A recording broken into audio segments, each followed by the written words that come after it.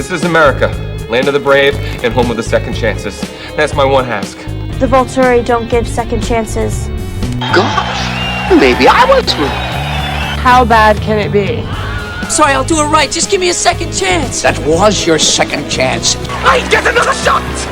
He gets another shot! Oh no! We suck again! You deserve a second chance. I'm back!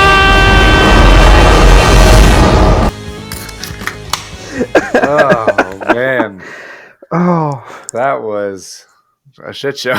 that was amazing. Oh, that was It so turns out we amazing. I'm so Can't happy. count down. I ended up giving the Dustin the finger once on accident and then once on purpose. And so we're Wow. kind of broken up right now. But welcome to Movie Boners. What's up, everybody? Ugh. That was my favorite thing. Like the whole week right there.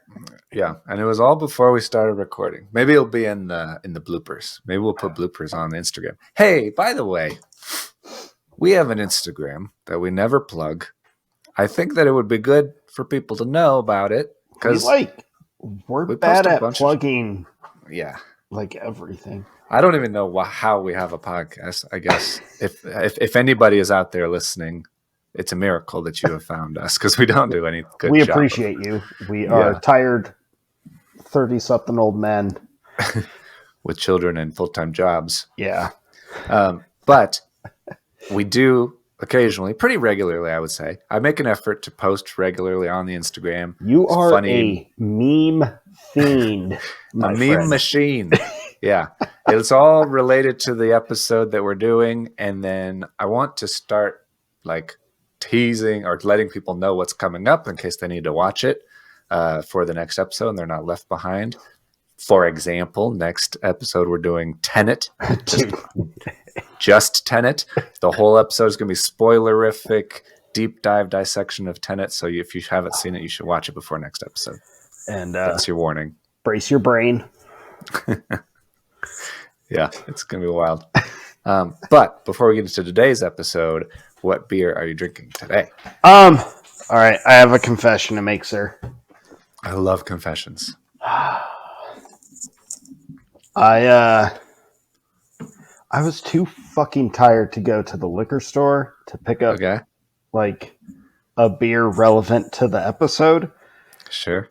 So I did not get a beer relevant to the episode because I Okay. was just too like Texas That's fine. traffic. Dude, Texas traffic is the dumbest traffic. Sorry, Texas. It's stupid. It is stupid. It's such a headache. Well, especially So, when it's cold out.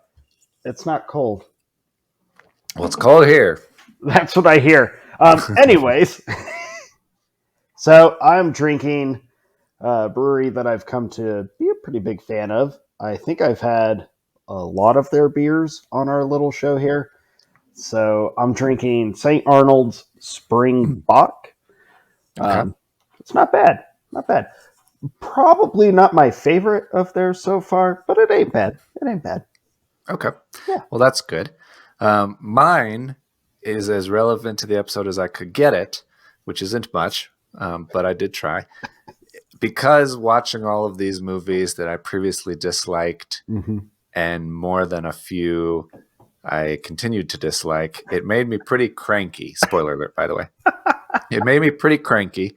So I'm drinking Crankin' Brew Okay. from Snowbank Brewing Company here in Fort Collins, Colorado. All right.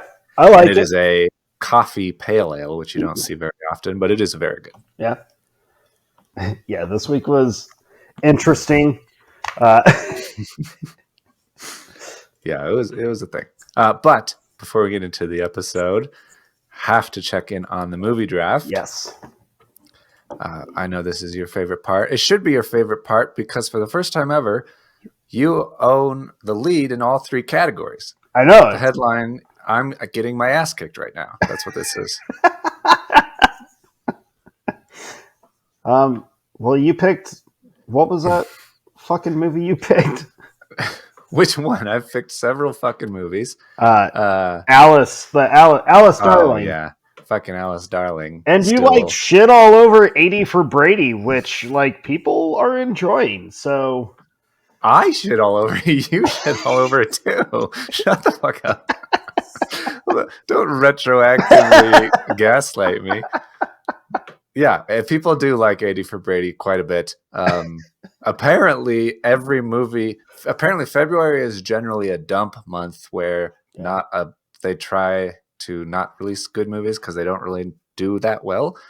But this February, every movie has at least made back its budget, made way more than its budget in a few cases. The only movie to not do that is Marlowe, which you had come out last week, the 15th, and it's not doing good. I'm not going to lie. Bad. I completely forgot that I drafted Marlowe. I think it was, a fever that came over you in the middle of the long drafting session. Just completely was oblivious to it. Like, what movie did I go and see?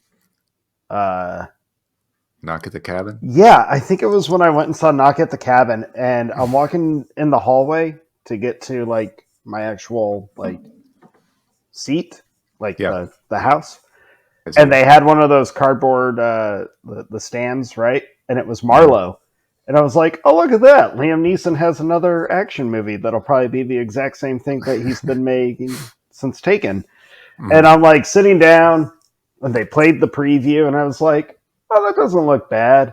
And then my brain was like, did you even know that was coming out? I'm like, it didn't dawn on you, hey, I've heard of this movie. All. I chose it for my team. Bit. That's amazing.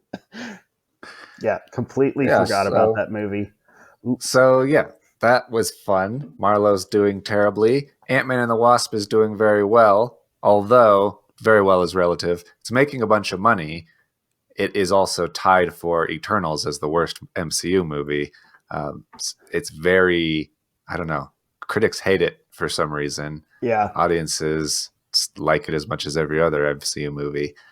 So it's good for you, but generally I've seen so much hate from people in comment sections being like, Ant-Man is dumb, or this is the movie you introduced Kang in and he was beaten by ants and it sucks, that kind of thing.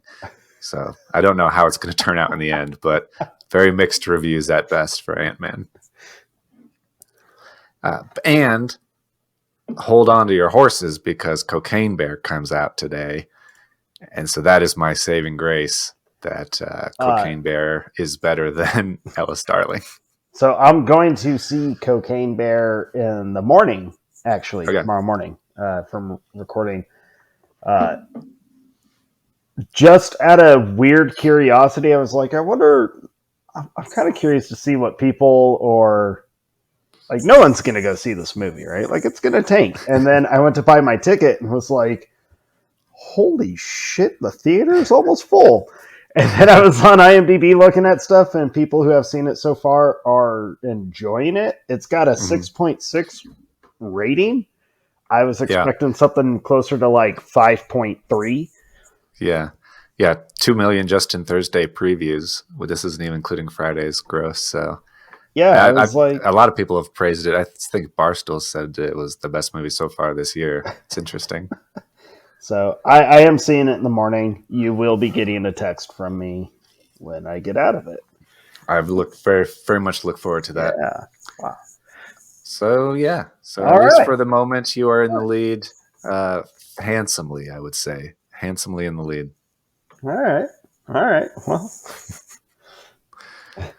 Well. Yeah. You're obviously not counting your chickens or anything like that. We've got a long ways to go. Yeah. Other, I guess, semi-draft news. Megan is getting its unrated, whatever you call it, director's cut released pretty soon, and they got approved for a release in China in mid-March. So, really? The train is not over for Megan. And speaking of that trains, unrated director's cut is a like Blu-ray 4K release, not a theatrical. Yeah, so unfortunately, the train actually is coming to a stop. All right. And speaking of trains, Plane got a sequel greenlit called Ship. What? Yeah. The movie Plane, it's going to have Mike Coulter at least returning, probably not Gerard Butler, but it's called Ship. and it's just like fast. What's that movie? The Speed. It's just like Speed 2, Cruise Control. Yeah. You Shit. know. You know that thing where they're going and they can't stop? What's that movie called? And they just It's called Speed. Yeah. All right. I never saw Plane. There's still Okay. a chance. I bet it's still in the theaters. Is it? I don't know. Probably not. Yeah. Okay. And then so you said you saw Knock at the Cabin. I did. What else have you seen? I saw What have you seen? a bunch. I saw a handful of stuff. Okay. Saw Knock at the Cabin. I enjoyed it. I read the book, and I thought the changes made from the book to the movie were actually all right. I didn't have a problem with really any of the changes. Dave Bautista. I think you and I have said this numerous times. I think he is officially the greatest at going from wrestling to full-fledged, like full-time Hollywood actor. Mm-hmm. I think he's the best. He just there's no competition in my mind. The most serious actor for sure. Obviously, The Rock and John Cena are bigger-ish, potentially. Maybe not John Cena, but The Rock definitely is. But not as serious, or not given the opportunity, or takes the opportunity to be as serious. Yeah, all props to Batista. He's incredible. He made that movie. And then I also watched Ant-Man. My daughter and I went and saw Ant-Man. We did not hate Ant-Man. I've seen a ton of hate for it. People like what you said. I've heard coworkers talking about how people are hating it. I'm like, if you like the first two Ant-Man movies, you're probably going to find enjoyment with this one. It's silly. It's weird. Yeah, it's super bonkers. But like, it makes sense for a Ant-Man movie where they travel into a made-up Another dimension, quantum universe. Yeah. Call me crazy, but realism doesn't quite exist in that. Kind of out the window, yeah. We didn't mind it. Like, it was entertaining. It was fun. Really, my only beef with the movie was for like 99% of the movie, the CGI looked pretty decent. And then there's one blip of CGI that's like real fucking bad. It's like, to the point where my daughter, while we were waiting for the post-credit scene to come up, my daughter leans over to me and she goes, "Was I supposed to take that character serious? Because I did not." And I was like, "No, you weren't." Okay, good. That's amazing. But Kang is awesome. Great villain. Awesome villain. Is he formidable, at least on the Thanos level? Oh, yeah. Okay. Yeah. I enjoyed him very much. Can't wait to see more. Okay. And then I watched a couple shitty movies. I watched Empire of Light. Never heard of it. So it's Sam Mendes made this movie. What I saw about it was like his love letter to the movies, or going to a theater and experiencing movies, and how movies like affect life and connect. And I was like, this is right up my alley. This is going to be beautiful because I'm a Sam Mendes fan. And then I watched it and was like, this sucks. At no point, like, when does this become a love letter to film? It doesn't. Spoiler alert. It was stupid. Crazy. And then I watched that new Alison Brie movie, Somebody That I Used to Know. And it had like some good moments for a little while. And then it got real shitty. And I was like, this is a bummer. Because it could have been really, really good, but it really wasn't. Yeah, it's 5.7 on IMDb. That's kind of generous. Like, no, written and directed by her husband, Dave Franco, and her. Well, she co-wrote it. Gotcha. Yeah, it does say that. Yeah, no offense to either of them, because like I think they're both entertaining.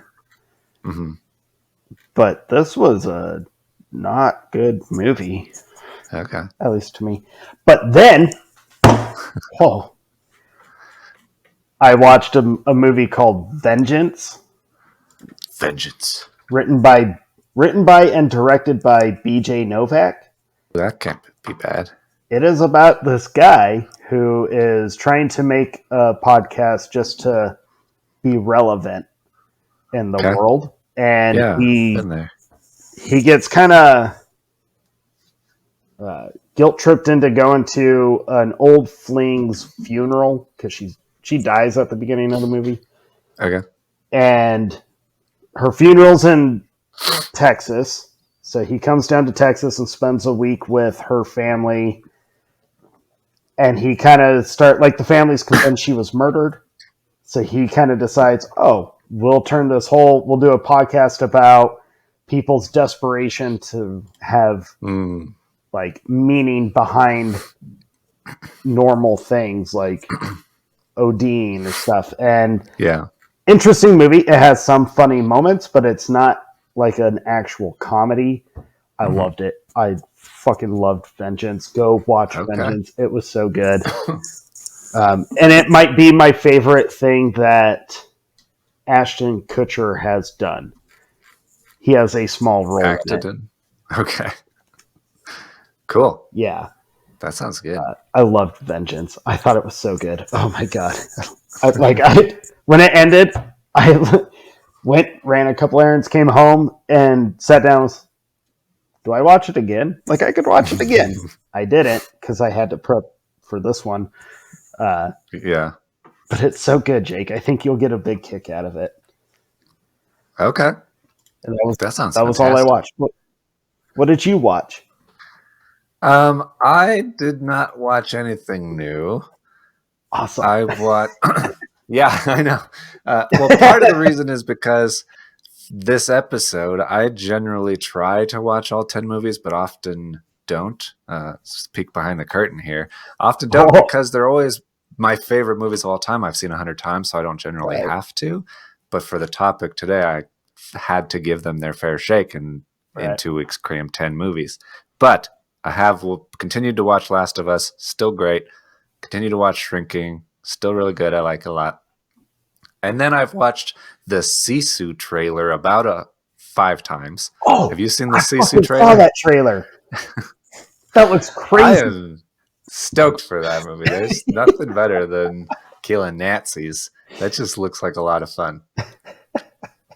So I wanted to see if you'd seen it because it looks awesome. It popped up on, I think it was just like a commercial on a YouTube video I was watching. And I was like, I went to skip it and then just, what the fuck is this? Like, it was very quick. They promoted it as like the most crazy violent movie this year. Yeah, not for the faint of heart kind of thing. I was watching it. I was like, this looks hilarious. Oh. Yeah, it looks awesome. Yeah, that might be one I need to check out. Yeah, I agree. I also, you and I think have both seen or heard a bunch of stuff about a movie that I think it came out this year or maybe end of last year. RRR. I've seen people talk about RRR, but I have no idea what it is or what it's about or where it is or where it came out. I did see something coming back to theaters, so it must have come out already. But it's like people are loving it. It's a big deal. It's a big deal. I've never heard of. I wasn't sure if you had like seen it or heard anything about it. I have no idea what it's about, but I was like, yeah, if it's like anything next to nothing, kind of in the same vein of like The Raid. I know it's a foreign film, but I don't know where. But I was like, oh, that might be an interesting one. Oh, I think it's like a Indian movie, like a Bollywood movie that's like massive and kind of made the leap across the pond to the rest of the world as like a big budget epic action movie. Apparently, I don't think either of us have ever watched a Bollywood film. No, I can't say I have. So I couldn't say if I know what the appeal is or not, or if it's for me or not. But maybe this is a good way to dip our toes in because it's more mass appeal than a typical Bollywood movie. Potentially. That's just my feel for it. I don't know. Complete blind movie. It's been a while since you and I did a completely blind watch. It's true. Not since the old Under the Silver Lake. That was so good. That was a fun time. I love that movie. People, go watch Under the Silver Lake if you haven't watched it. And then listen to our episode where we talk about all of the secret meanings behind it. Or lack thereof. There's not lack thereof. There are legitimately all kinds of secret meanings. It's a very deep movie. It's great. But that's not what today's episode is about. That's not today's episode. Today's episode is all about giving movies that we previously disliked a second chance by watching them again.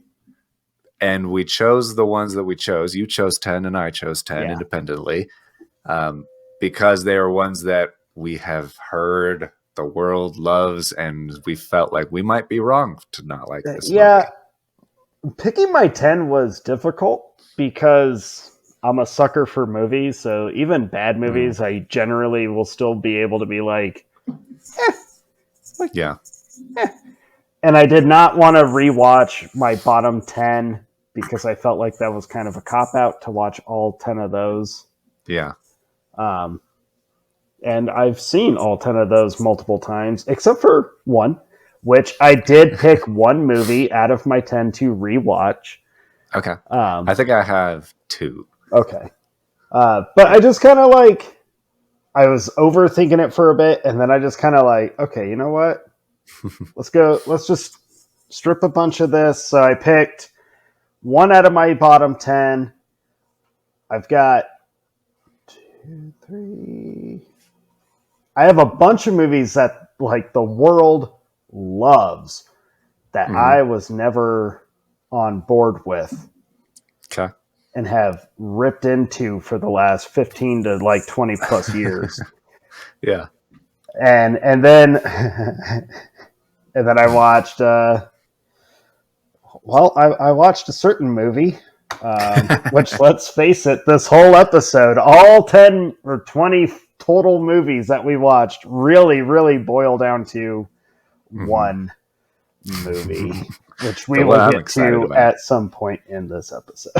I cannot wait for that. Yeah, but this happens sometimes where you watch a movie, you don't like it, and then you watch it again, and for whatever reason, maybe you're in a different state of mind, maybe you pay attention more, maybe you your tastes change, you end up liking it. It's happened to us. I think it happens to you and I constantly, it feels like. We hated The Witch when we first saw it, and then on second viewing with subtitles, we're like, oh, this is actually a great movie. Right. Well, I mean, it's a good example. That's a perfect example because you and Christy rewatched it before I did. I was like refusing to rewatch it ever again. And when we all got out of the theater, we're like, what the fuck do we watch? This movie sucks. And both of you were like, you really need to rewatch it. Watch it with subtitles, but really rewatch it because I think you're going to like dig it. And anytime you and Christy, no offense to Christy, but really you tell me like you need to give this one another shot, generally everything in me is like, fuck, you're going to like that movie. And sure enough, now I'm like, I'm going to remember that for later in this episode. I said sometimes. So generally, I think is what you said. But yeah, now I like The Witches. I love that movie so much, and I'm like an even bigger fan of Robert Eggers, who wrote and directed it. I mean, he did The Lighthouse, which is, God damn it, I love that movie. I had the same thing with Mother, where I saw it and hated it, and then got home and Googled it, and when I realized what it was actually about, I was like, oh, I was the asshole. This is actually brilliant, and I just didn't get it. So now that I get it, I love it. Right. So we thought it would be fun to at least give a random 10 kind of a second shot. And let's be honest, it didn't really change how I felt about a handful of the 10 that I rewatched. Yeah. I was a little disappointed. I did have a very open mind, even about the ones I knew that I disliked severely the first time. Yeah. I'd had as open a mind as possible, but I was a little disappointed that they didn't change my mind. I wanted them to change my mind, and most of them didn't. I had a few where I was like, so I had one that I was very forgiving to. Okay. And then I had a couple that I was like, all right, Mhm. all right, I get it. Like, I think they got me now. But out of 10, there's still a few. In fact, one of them, after rewatching, I was like, I think I fucking hate this movie even more than I did the first time. But Yeah, I know what you mean. so, although my taste didn't change on the majority of these movies, Mhm. I'm glad that we did this episode, and obviously I'm always going to be open to like rewatching something down the line just to see. Yeah. Right. Because your frame of mind, where you're at in like life or whatever, or mood definitely will have an effect on how you perceive a movie. So Yeah. Yeah, and I do want to say up front before we get into what I will probably be some pretty heavy bitching, at least on my part, and moaning and all of that stuff. This is obviously just our opinions, and even though I don't like it and I'm shitting all over it, it doesn't mean you're wrong for liking it. It's totally just a matter of opinion in most of these cases. I will be pretty harsh probably, and I will say that you're dumb for liking it. I don't mean it. I'm just joking. But I also read an article this week about Batman versus Superman, and this person was talking about how they were writing it from the perspective of how a jar of piss led James Gunn to take over the DCU. And dude, that seems intense. I don't get how anyone does not get affected by that scene. Sorry to interrupt, but that I know. And so but the person writing the article was like, well, obviously Justice League was really bad, but let's not forget Batman versus Superman was bad. And their whole perspective was, everybody knows, we all agree that the Martha scene was terrible, and also remember how the jar of piss, there was a scene with a jar of urine in it, and as if that, and then they just like, from the perspective of everybody, obviously that's a weird or bad thing, and they didn't talk about why it was bad. They didn't talk about why it didn't make sense. They didn't talk about the meaning of Lex Luthor putting it there and Granny's peach tea and anything. They didn't talk about anything. And so I hate that. I hate when it's like, oh, we all agree about this thing. Oh, right. I am very aware that I love Batman versus Superman, and that may be what some of the movies that I'm talking about, it may be their Batman versus Superman. Right. They love it, and everybody's going to disagree with them. That's okay. And I don't want to like take that away or just assume that you're wrong for liking it or something like that. It's kind of one of those really important things. It's okay to not share the exact same opinion as the masses. You and I think, have established a pretty firm footing on we like what we like and we hate what we hate when it comes to movies. And most importantly, as much as I stand on a pulpit and preach how important storytelling is and how amazing movies are and important to life and all this, they're fucking movies. Right. It's not that serious. They're entertainment, folks. So, and I think it's a good thing to always remember, like, actors understand, filmmakers understand they're not making a film to reach 100% of an audience. They're making a story to reach, like, what is it, like 10% of your audience or whatever it is. So, right. Us hating, because I have some bitching to do as well. If you like these movies, cool. Maybe, if anything, you can try and just let us know why it connects to you. And that's cool. Yeah, that was the main thing I was going to try to do, which is what this person writing this article didn't do, was describe why they didn't like those things. Mm-hmm. If I want to try to describe why I don't like these things, those might be the exact reasons you do like it. And it's just a matter of taste in that case. And so, if you let us know why you like it, that could change our mind. We're like, oh, I never thought of it that way. Oh, that's really interesting. We like hearing those kinds of things. So feel free to defend your movies to us on Instagram. Bam, bam, bam, bam, bam. Dude, double plug. But like, All right. don't be a dick about it. Like I'm going to tell you right now. If Yeah, you try we're all starting friends like here. a social media argument or Yeah, bitch fight, like can get out of hand real quick. I won't participate in it. Jake might troll the shit out of you. Yeah, that's true. You're fighting with a master over here. Oh no. But Master. well, let's do it, sir. Let's get into this, right? So you mentioned we should order them, or you said you were, and I just copied you, Yeah. that we should order them based on the ones that we disliked the most at the beginning. So starting with the ones we disliked the most originally, and then see if our tastes change as we go on. So I think you should kick this one off, sir. Because I think I started last week's. That's possible. So my first movie is one that I actually never saw the end of. I don't know if I even saw the middle of it. Did you watch Open Water? No. I didn't watch any of your life experiences. But it's from 2013. I saw this movie in the theater. Me and Christy both did. We walked out 30 minutes. Oh, I totally know what movie you're talking about. Yes. Yeah. So I never saw the middle of it. I never saw the end of it. But I did this last 2 weeks. I watched it, forced myself to watch it.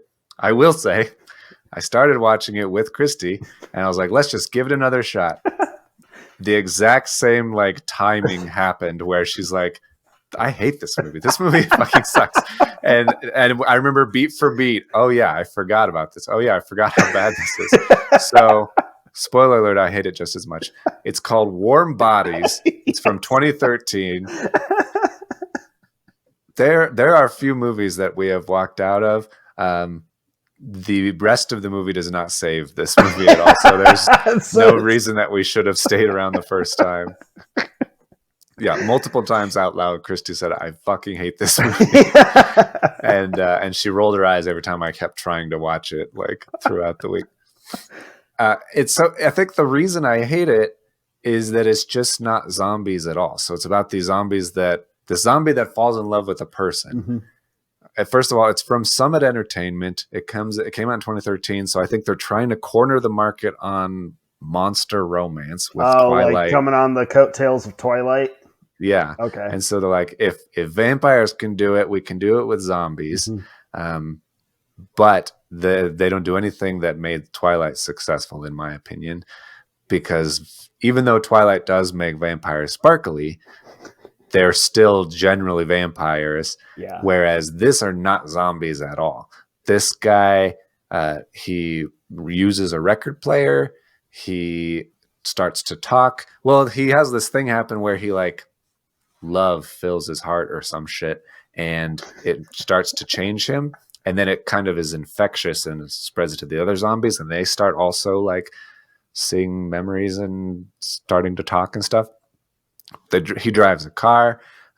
He goes through a dress up montage, and there's one time where they try to sneak him into the base of humans, and they put makeup on him stuff, and I'm like, this is you're just stealing Weekend at Bernie's now. This isn't new or fun or funny information. He reads Us Weekly. He operates a Polaroid camera. I took all these notes. They're non-zombie things to do. He falls in love. The girls that he's with say he doesn't smell very bad, not very zombie-like. What else does he do? You hate this movie. Yeah, it sucks. It sucks so much. Yeah, and so I just feel like I can get, and so the whole movie he has this internal monologue in his mind. Okay. And it's very annoying and angsty, and it's just the worst to listen to him talking in his mind and oh, I wish I could reach out and touch somebody, but I can't because I'm a zombie. And it just gets worse and worse. And it's you know what you just reminded me of? Silly. What?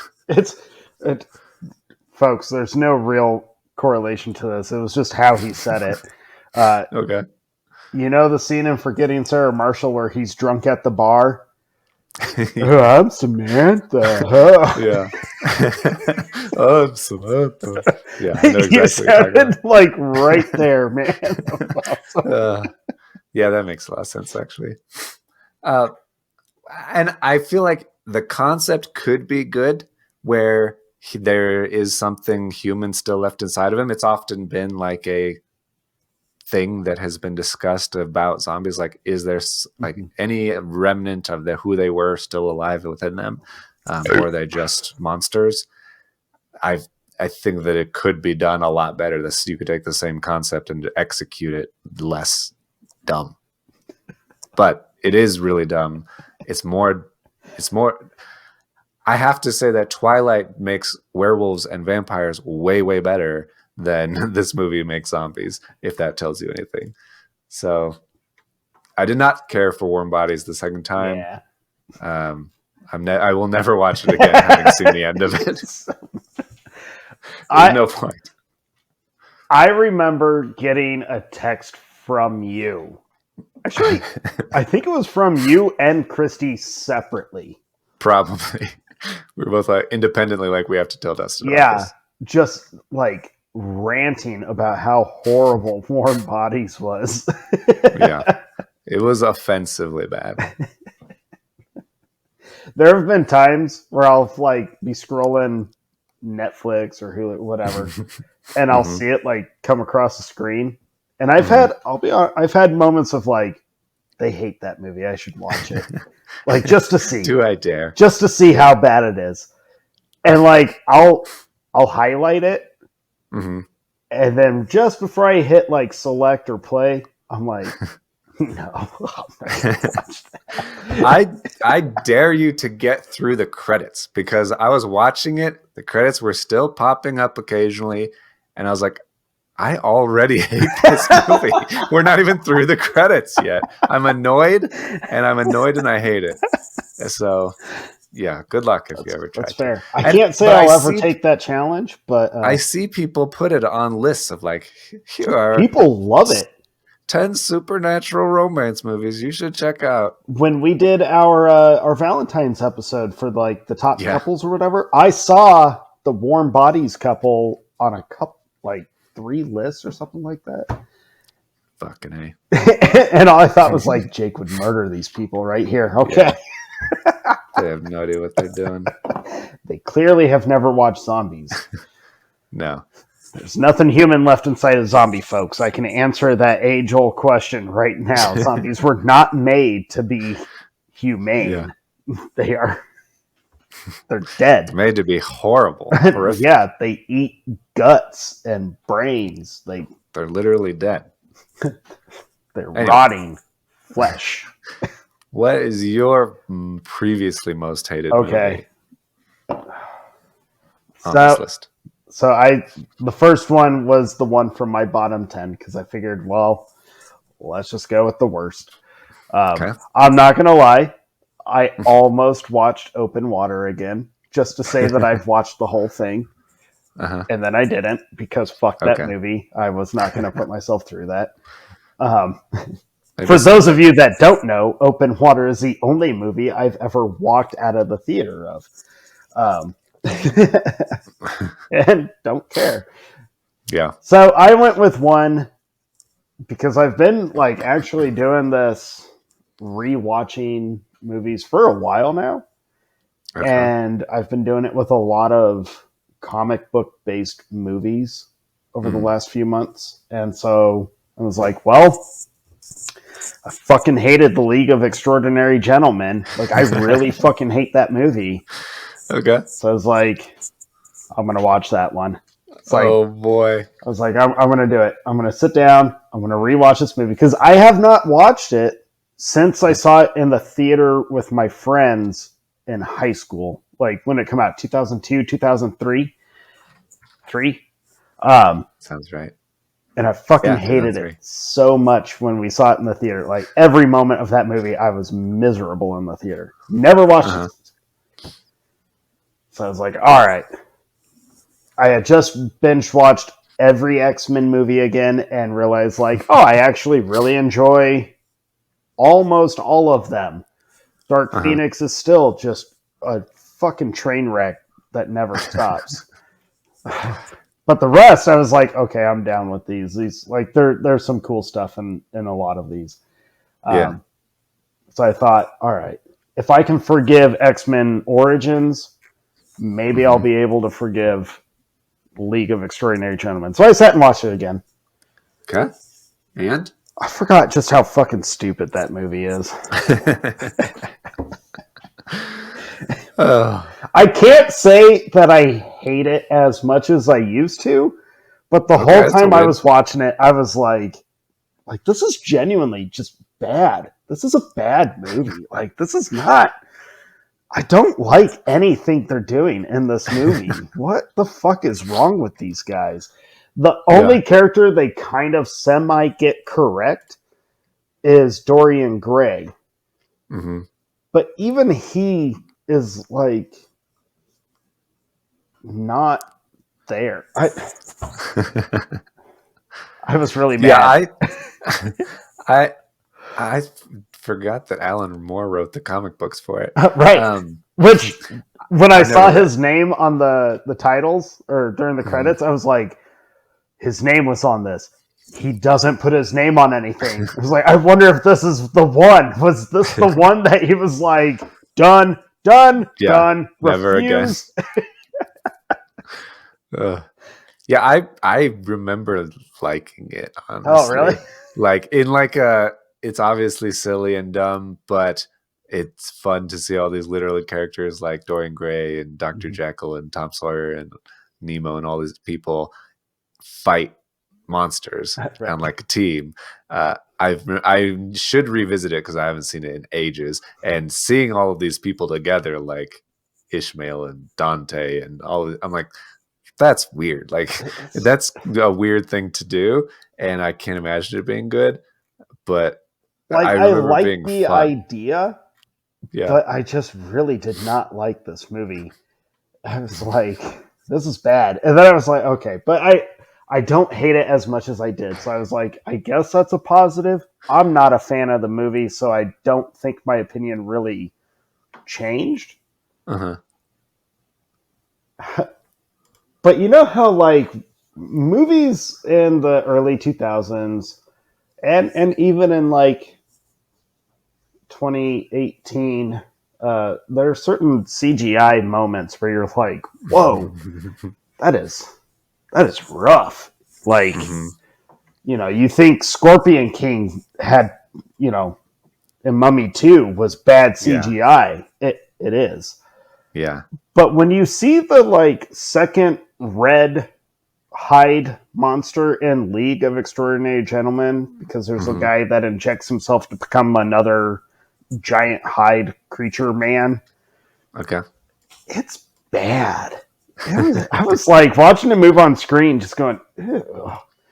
Ew. You look like a running zit that just hasn't popped. Like they keep trying to pop you, but it's just irritating the whole skin.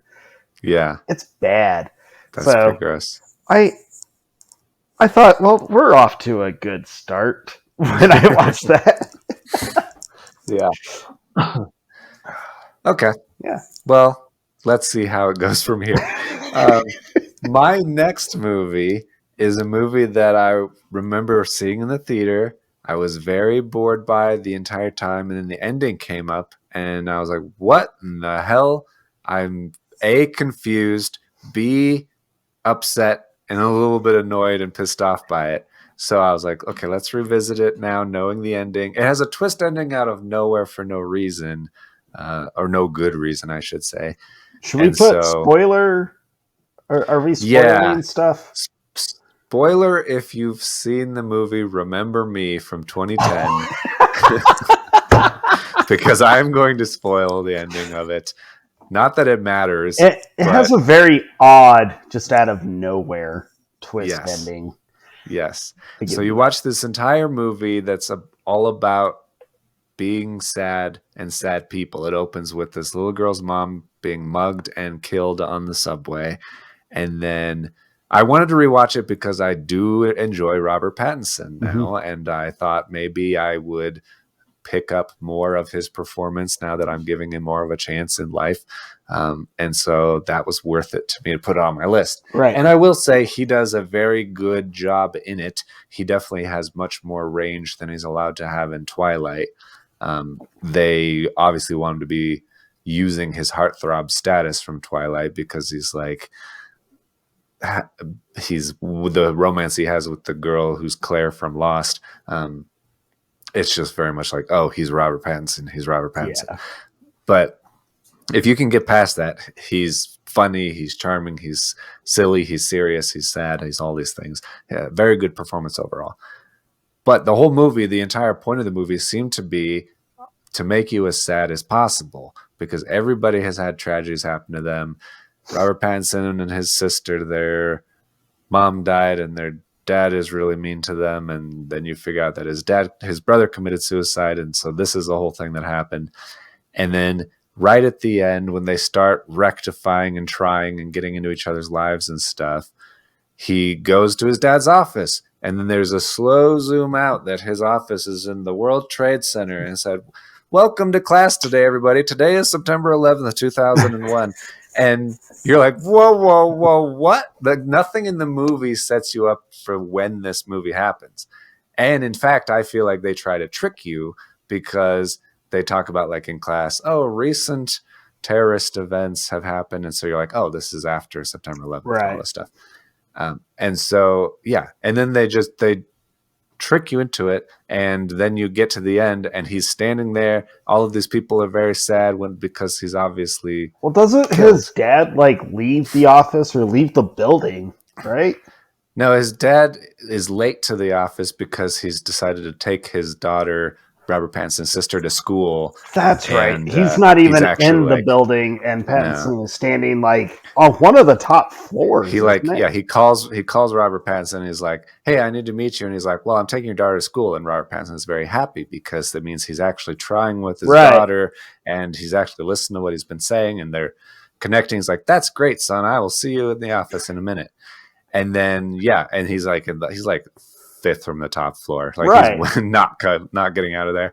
And and that is the end of the movie. Is everybody, the most tragic event that anybody in our generation knows, it happens. And so I asked Chris, I was like, what is the point of this movie? And she didn't know. She's like, I don't know. I was like, I feel like the point of the movie is to be as sad as possible. And then she's like, well, your sister liked this movie, I think. And so I text my sister, I say, hey, can you explain this movie to me? Because I think you liked it, and I don't think I'm understanding it. And she texts back, I think the point of the movie is just to be as sad as possible. and I don't know why they had September 11th at the end other than to emotionally manipulate you. And I said, yes, exactly. Vindicated. So that is the point of the movie. It's not better unless you're a massive Robert Pattinson fan and want to see his performance. Otherwise, skip it. Yeah. I remember watching it. I remember not hating it, but I do remember kind of feeling like the 9/11 twist ending really kind of leaving a bad taste in my mouth. Not necessarily because it comes out of nowhere and there's no real hinting at or gear up towards it. Now, I've only seen it once or twice when it first came out. You just rewatched it. So knowing the ending, did you catch any hints? I paid such close attention, and I did write down 3 small hints. Okay. So... they like I said, they never tell you overtly what time it is occurring. The movie is occurring.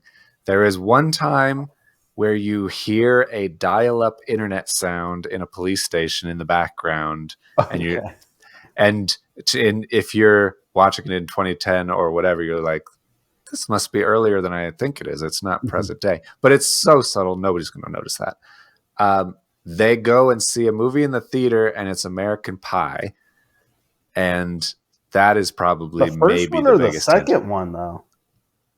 I don't know. I think it's the first one. Okay. Well, that would be. It came out in '99.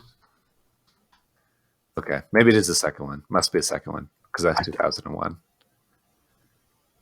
They don't show much of the movie. They just say, we're going to go see American Pie in the theater. And so you're like, oh, well, okay. And that's it. Those are the only hints that they had. Those were 2 hints. Yeah, you're right. You said 3. I know. I misread my numbering situation here.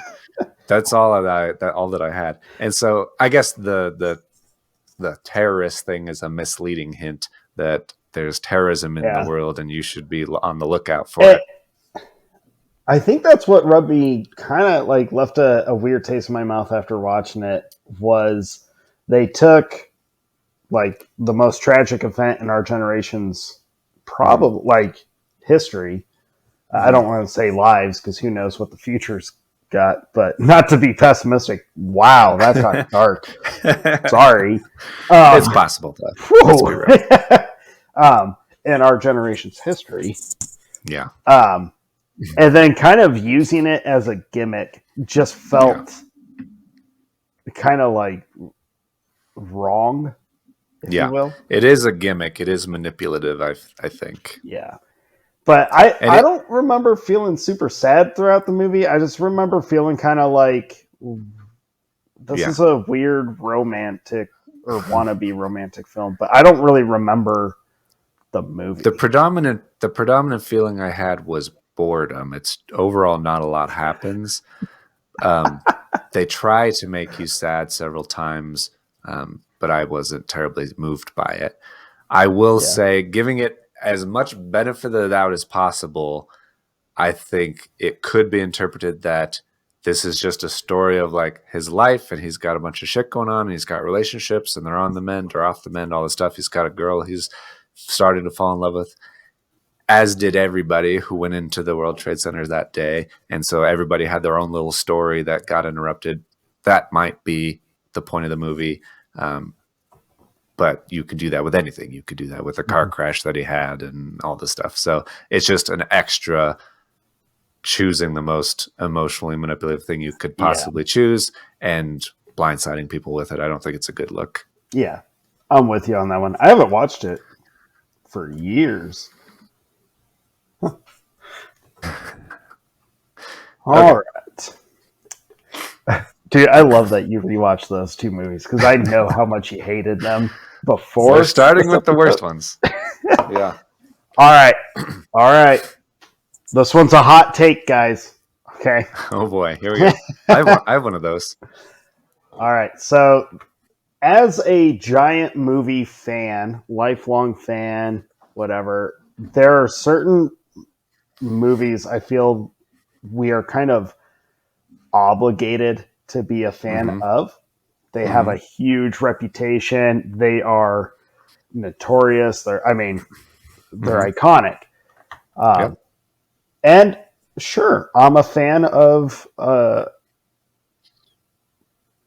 small percentage of those movies.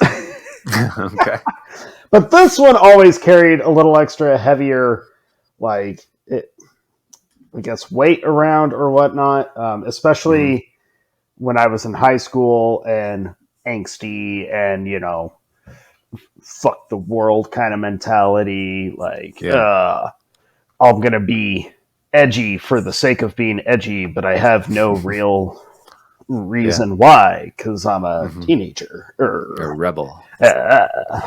So this movie was one of those when I was in high school where, like, everyone my age, like, you saw this one and then you're like, ooh, he watched this. Ooh, can you believe he watched that? Ooh.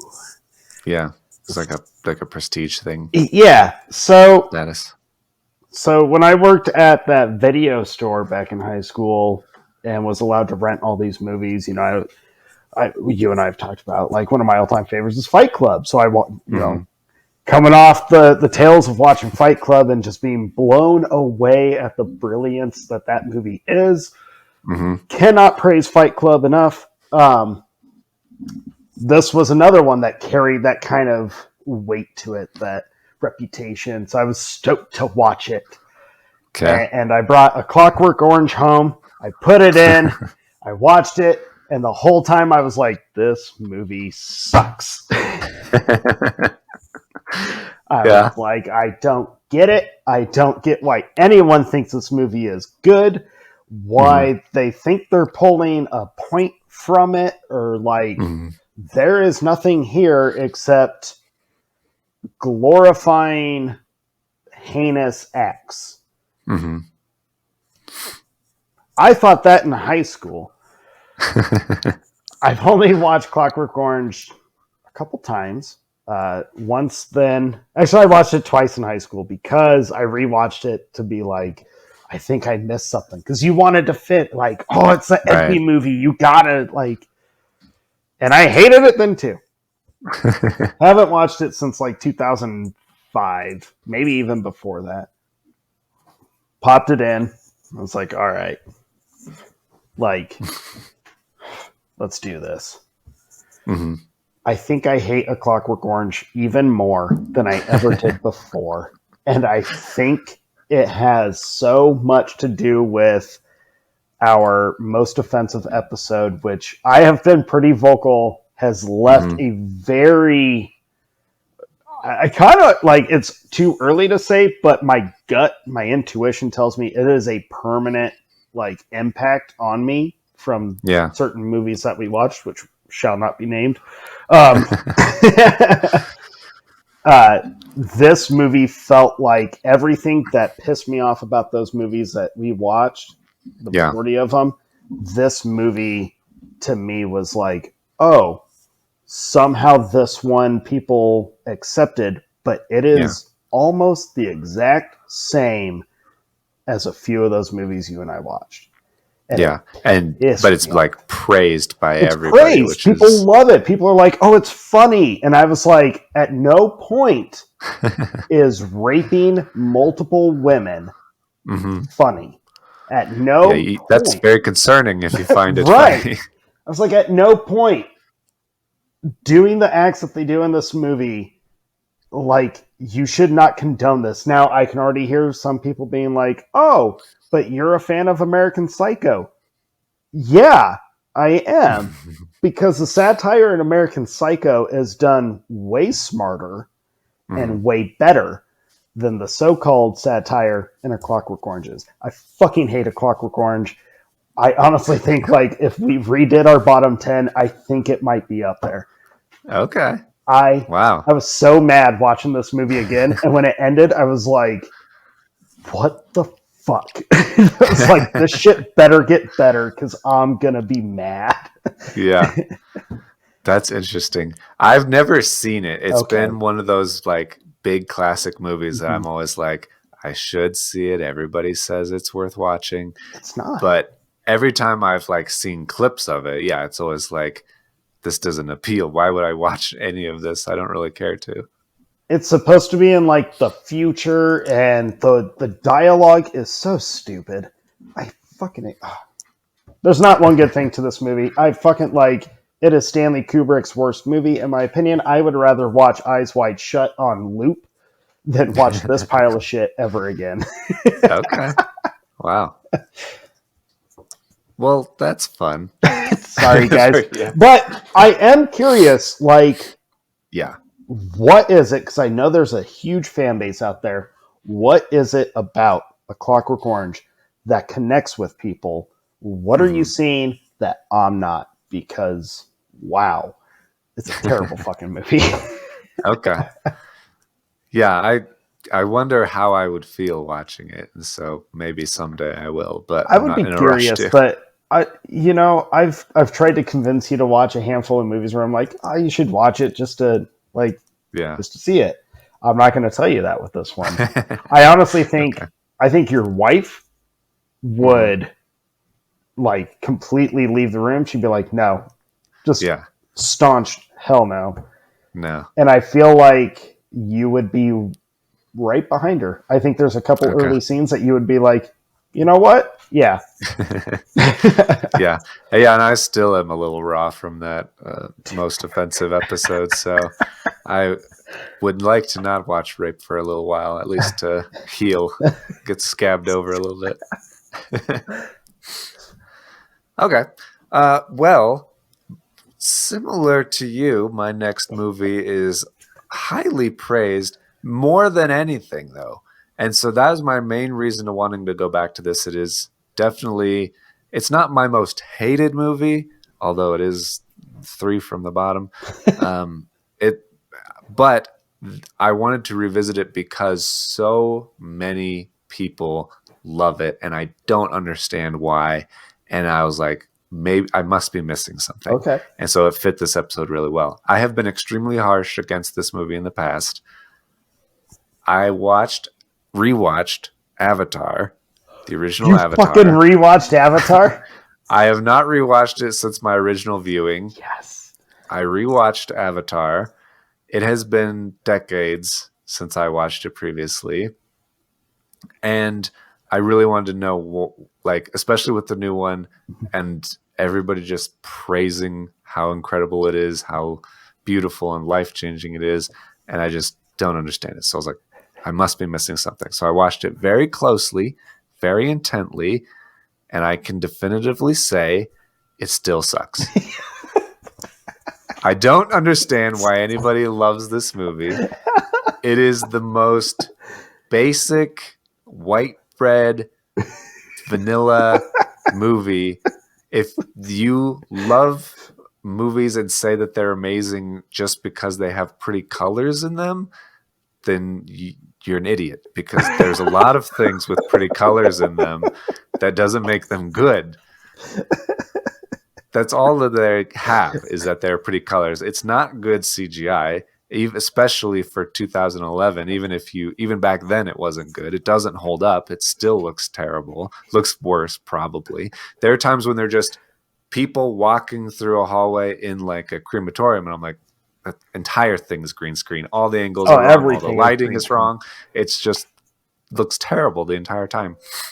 And so I hate the CGI. I hate the execution of the story concept. There are so many better movies of the exact same story. That it's called Fern Gully. Fern Gully, Dances with Wolves, the Disney Pocahontas. All these movies are so much better as like this guy comes down and he gets to know these people and he falls in love with them, but the rest of his people hate them and they want to fight them, and it's just the worst. And so, and I hate promoting the way that it's made, the fact that it is basically 100% CGI, the entire environment and everything. It's harsh to say it's cheating, but it's basically cheating. I understand the desire to make a movie with visuals that are completely outside of this universe, that are nothing you could possibly see. But we make movies like that all the time, and they look really good and they have meaning and value. This one doesn't do that, and even though it's like uses all the CGI, so it's a miss, I think, for its main goal there. But I don't like promoting that concept of you need to use all this CGI to make it super exciting, super interesting, make the most expensive movie possible. And the more expensive the movie is, the more successful the movie is. Right. I think that pay to win model is just a terrible idea. There are movies that are way, way better that cost $50,000 or $10,000. Like I don't think that the amount of like effects and money and all of these things make it a good movie. The story, writing, the directing, and all this makes it a good movie. I had a realization this week. James Cameron is no different than Michael Bay. Oh, 100%. They are both entirely spectacle-based filmmakers. That is their thing. They will just do something that is as big and visually incredible as possible, but have zero substance. I'm gonna follow on your coattails there a little bit, and this I've thought of this too. So I did not rewatch the first Avatar when I went and saw the second Avatar. Okay, yeah. which I didn't have any qualms about because the theater played a recap making fun of Avatar. In fact, they just played Fern Gully, like clips from Fern Gully, and we're like, oh crap, the theater literally they stopped Fern Gully and went, oh crap, sorry, and rewound it and then played the clips from the first Avatar. That's funny. Yeah. I know I didn't hate the second Avatar. Definitely anywhere near as much as I hated that first one. I haven't rewatched the first one. I don't really care to. It's whatever. I remember how much I hate it. I don't think I need to revisit that disappointment. But I have thought of this, actually, prepping for this. I did not put any Michael Bay movies on this list. I was tempted to, but I did not. Yeah. I already know. I've seen Armageddon plenty of times to know. I just think it's a stupid fucking movie. I don't need to rewatch it. And but I thought of this because I was like, man, I know I went on a kind of a tangent after I watched The Abyss, which was incredible. I'm a huge fan of that movie. I loved The Abyss, which is James Cameron. And I think I even said it on the episode that we talked about that. I think it was the movies we had always wanted to watch. We just hadn't up to that point. Pre-Titanic Cameron is very entertaining. They're good movies. They're good stories. Post-Titanic, he's lost his mind. But like you, I have been thinking about this, and I have compared him to Michael Bay myself. But I think Michael Bay might have a little more respect from me because he's never denied what he does. Right. And he never stopped producing something quality for something quantity. Whereas James Cameron literally made the decision to focus more on a big budget spectacle rather than it could still be a big budget, just story.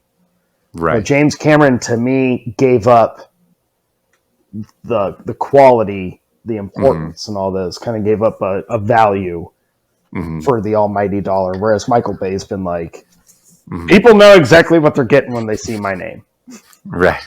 Yeah. And James Cameron is so annoying every time you see him talk. He's like, I'm doing all of these innovative things to change filmmaking forever for everyone. Right. Like, nobody cares. Well, and Nobody why do we need this. to change filmmaking? You're taking away, or you're actively trying to take away the essence and beauty of filmmaking. Right.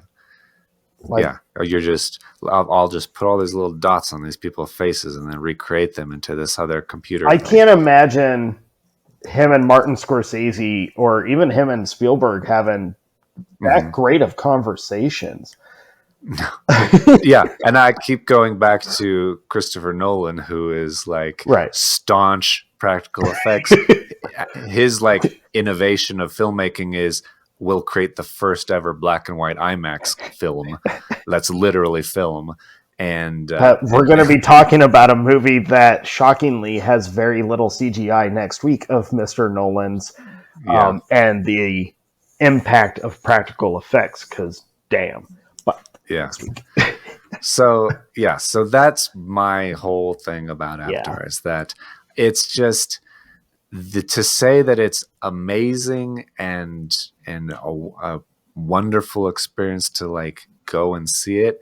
It's frankly insulting to say that it's just an amazing film. It's not at all. The whole story and structure and dialogue is, I rolled my eyes every time there's any exposition, because most of the beginning of the movie is exposition and just talking about all these things, and they just tell you the story and the premise and the conflict so bluntly that it's I don't know, it's just the most bottom bar, lowest common denominator movie possible, which is probably why it makes so much money, is because people are like, oh, I want to go see some pretty lights for I just realized it's 2 hours and 42 minutes. I swear to God, it was like over 3 hours because it feels so long.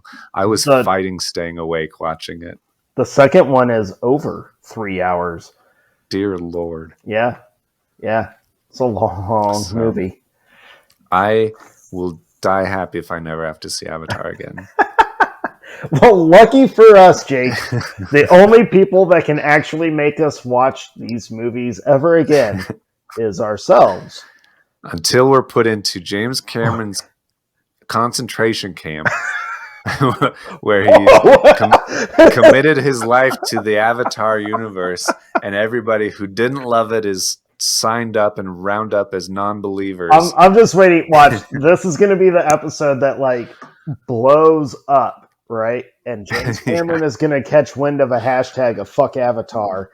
And he's going to be like, "How dare these two schmucks tell me I don't know what I'm doing? How dare they say Michael Bay deserves more credit than me?" Sorry, he does. I'm going to cry into my billions of dollars. Right. Oh, that makes me so happy. I can't. It might be unhealthy. But I'm so happy you rewatched Avatar. Good. Well, we're at least even then because I'm excited about one of your movies. I know. But see, my excitement's on a different level. We'll see. Because I'm happy you rewatched it just because I know what kind of suffering you just put yourself in. And it's funny to me, too. There's a part of that. Like, I've seen that Jake expression of just like, are you fucking kidding me? Yeah. And I imagine you doing that for like 2 hours and 45 minutes. And the main thing, the previous two movies I talked about, Christy watched with me, she did hate those as much. And so it was very cathartic to both hate them together. This movie, she trolled the shit out of me and said, I like this movie. Oh, no. I was like, you do not. You are kidding me right now. And so I still don't know if she's joking. I want to say she's joking, but she might not dislike it, or she at least doesn't dislike it as much as I do, which is very frustrating to me. Yeah, I hear you on that. I hope she doesn't like it, but it would be funny if she did just because you are married to her. And it's true. So now we don't talk about it anymore. I'm going to just start sending her Avatar memes to send to you. I'm going to block her number. All right. Well, my next one was probably the funniest one for me to pick. Okay. Because it is unanimously hated by the world. Interesting. And I thought, I'm going to rewatch it. One, because maybe I'll find just pleasure in how bad it is. Because sometimes just a terrible movie can actually be very fun if you go into it knowing it's supposed to just be a terrible movie. Yeah. And as a lover of movies, I'm sure this happens to you. It happens to me where if people shit on it too much, I get a little defensive. I'm like, it probably doesn't suck that much. And I haven't watched this movie since... when did it come out? 2001 or something like that. It is unanimously known as just one of the worst movies. And I was like, I told myself it'll be funny to rewatch it and like pay attention to it. Mm-hmm. I hope I enjoy it just so I can be that one guy that's like, oh no, it's actually a great movie. Yeah. I can't say that. It's actually a bad movie. Like, it deserves... it's a bad movie. It's a very bad movie. Wow, 3 bads. And I feel so bad because, like, I'm a big fan of the star... Actually, the whole cast. I'm a fan of the cast. You've got Ben Affleck. You've got Gary Sinise. You got Charlize Theron. And you're like, how can this movie be bad? And they're like, you know what? Reindeer Games. And you're like, it can't be that bad. And it is horrible. Like, not in an infuriating way where you're like, I fucking hate this movie. Yeah. It's one of those bad movies where the more it goes on, you're like, who fucking greenlit this? Who was okay with this script? And it's so obvious. Everyone in the cast was like, we were under contract. you can tell everyone is like, we didn't want this movie. We literally have to do it. Our bosses told us we had to do it. Yeah, let's just do it and get out of here. It's not even funny bad. It is just bad. Okay. Oh my god. I was watching, I was like, I don't remember this at all. First off, I didn't know it was even a Christmas movie, but it's a Christmas movie. I mean, the title kind of gives it away. I never correlated it. And then I had moments. You thought it was just reindeer the animal out in the world all year round? Well, I thought reindeer. it's about a robbery. They robbed this random tiny ass casino in the middle of like nowhere that no one gives a shit about or has ever heard of. And they hire an ex-con who used to work at the casino. But then it's one of those movies where like the guy that wrote it got ahead of himself, got too excited about how many twists can I throw into a movie.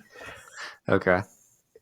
That, or I think he watched Wild Things, which has like a never-ending supply of twists in that story.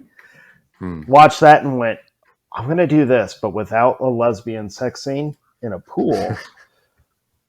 But we're going to have So you're setting yourself up for failure to make an inferior product. And just tries to throw like I think I counted 4 twists in the last 20 minutes of the movie. Oh, damn. Which is a head spin where you're like, what? Why? Oh, another one. And by the time the final one comes up, you're like, before it's even revealed, I found myself thinking, they're going to fucking do this, aren't they? Like, that's the only direction this movie's going to go. And then they did it. And I was like, yep. Logic has completely left the building at this point. Oh, man. But I was also thinking when I was watching, I was like, have I actually ever watched this movie? Because I don't I did not remember most of it. And I was like, I think what happened was I put it in when it first came out, and then I left the room because I did not care about the movie anymore. Yeah. Yeah, and you just got the gist. Yeah.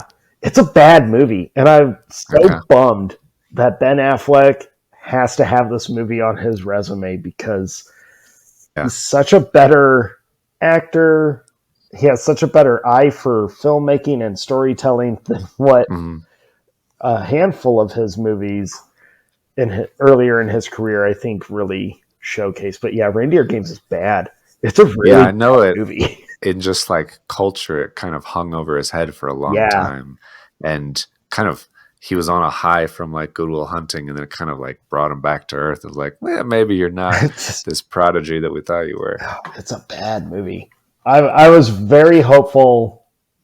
I think I don't want to say the most open-minded with this one, but pretty close. Okay. Yeah, it's a bad movie. Well, that's disappointing. Yeah. Yeah, I've never seen it, but I've also never heard good things. So you know what? Why would I? But the non-good things, the negativity to it, it's warranted. It earns it, which is really depressing. Okay. Well, my next movie is a sequel to a movie that I love. I also recently heard that they're planning to remake the first 2 as a trilogy. So I was like, well, okay, maybe I'll give it a second chance. Maybe it's not that bad. It's a movie that I very much disliked when I first saw it. I would say I hated it the first time I saw it. I don't know if I finished it. I might have finished it, but I may have stopped paying attention. We'll see. I rewatched The Strangers Pray at Night, the sequel to The Strangers. Sucks. It does suck indeed. And but I recently heard they're planning to remake The Strangers as a trilogy, which you don't need to do. The original is perfect as is. How are you going to drag One Night into a trilogy? Well, I don't know that they are. I think that they're remaking the first one and then remaking the second one and then adding a third one, maybe. I don't know. Stupid. They want The Strangers to be a trilogy or a franchise or whatever. But so I love the original Strangers. It's one of the best suspense horror movies ever, and I think it's perfect the way it is. The second one, I remember being pretty excited for because I wanted to see more of these villains and this world and all this stuff and kind of expand on it. I think that there's opportunity to expand who they are and why they do this. This movie doesn't do any of that. Instead, it does expand the dynamic where the original is just this couple who are in this house and they get visited by these strangers. This one is a family, so there's 4 people, 2 teenage kids and a husband and wife. Mm-hmm. And so now there's more people to kill. You feel like that should be exciting. But it's weird to me that the killers do the same things every time. Like, those killers, their whole shtick is that they just preyed upon these people because they happen to be home and answer the door. They're doing these things, tormenting them, killing them to, like, for fun, get a rush out of it. They wouldn't do the exact same things, like write hello on the windows over and over, or do. I understand the knock on the door and to say, "Is Tamara home?" That's like a staple. You have to have that. I'm not mad about that. But writing hello on the windows, turning on the record player, explaining why they're doing this, like because you were there. That's like, they do it and it lands way less than the first time that they did the exact same thing.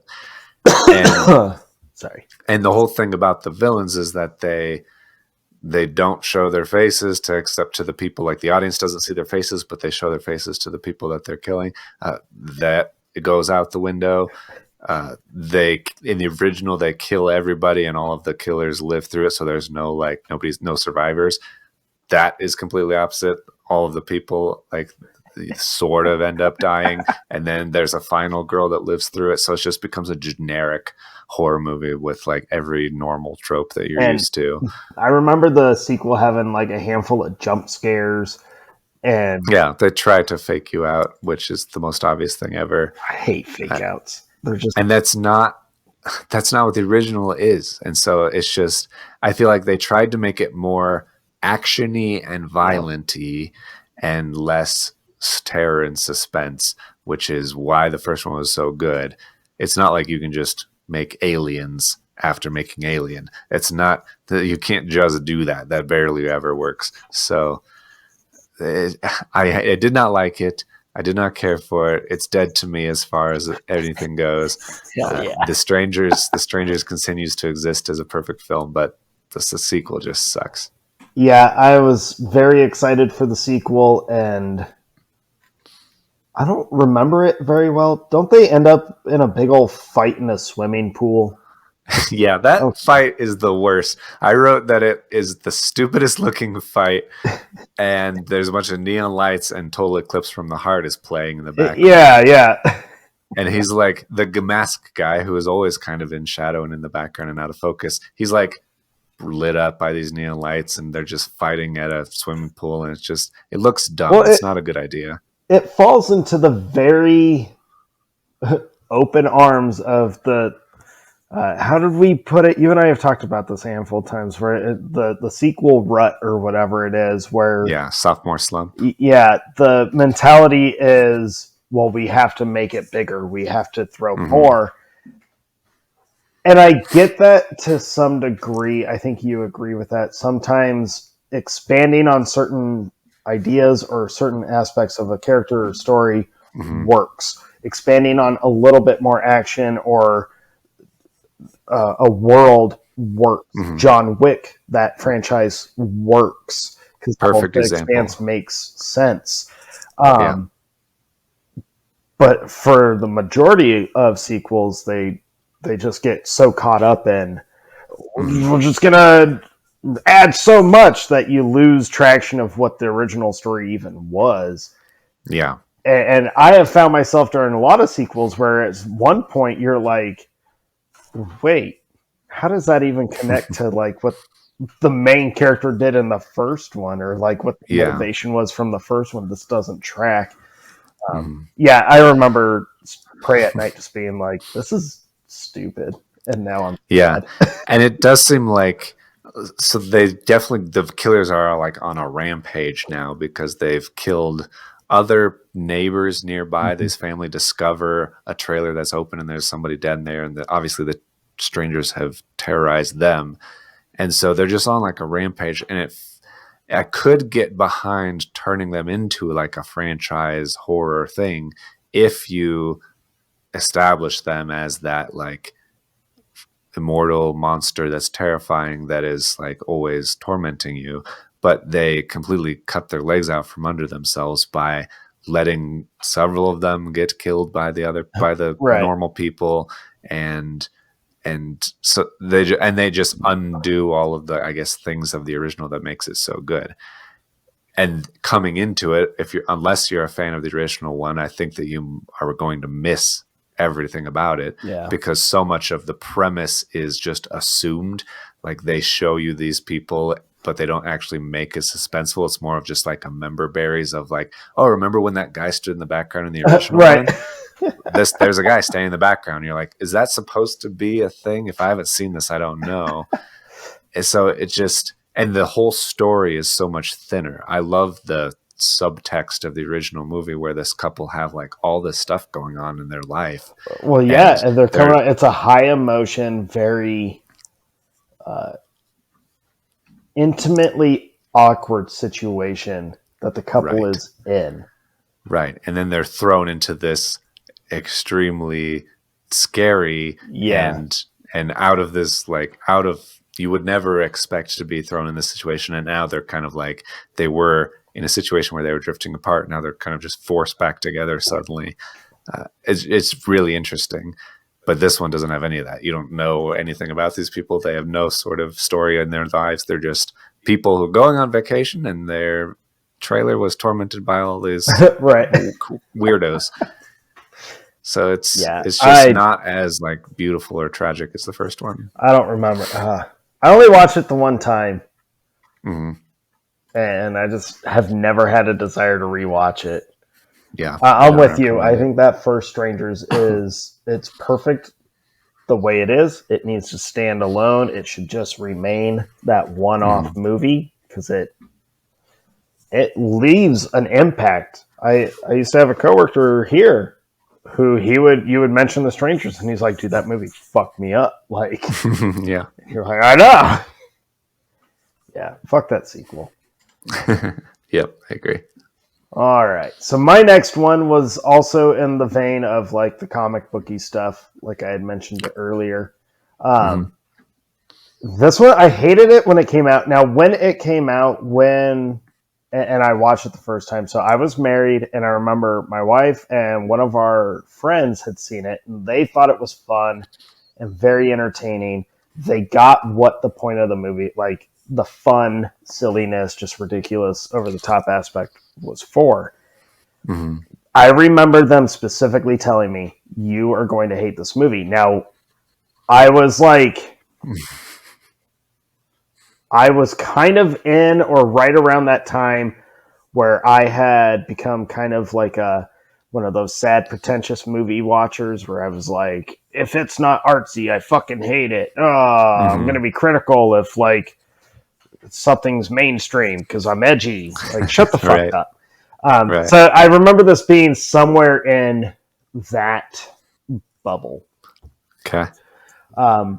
So revisiting comic book movies and stuff, I was like, okay, I'm going to rewatch this one because I like the cast and I've never read this comic, but it's one that has always appealed to me. It's a hard one to find, and I'm like actively, I found some. I'm just waiting to get them.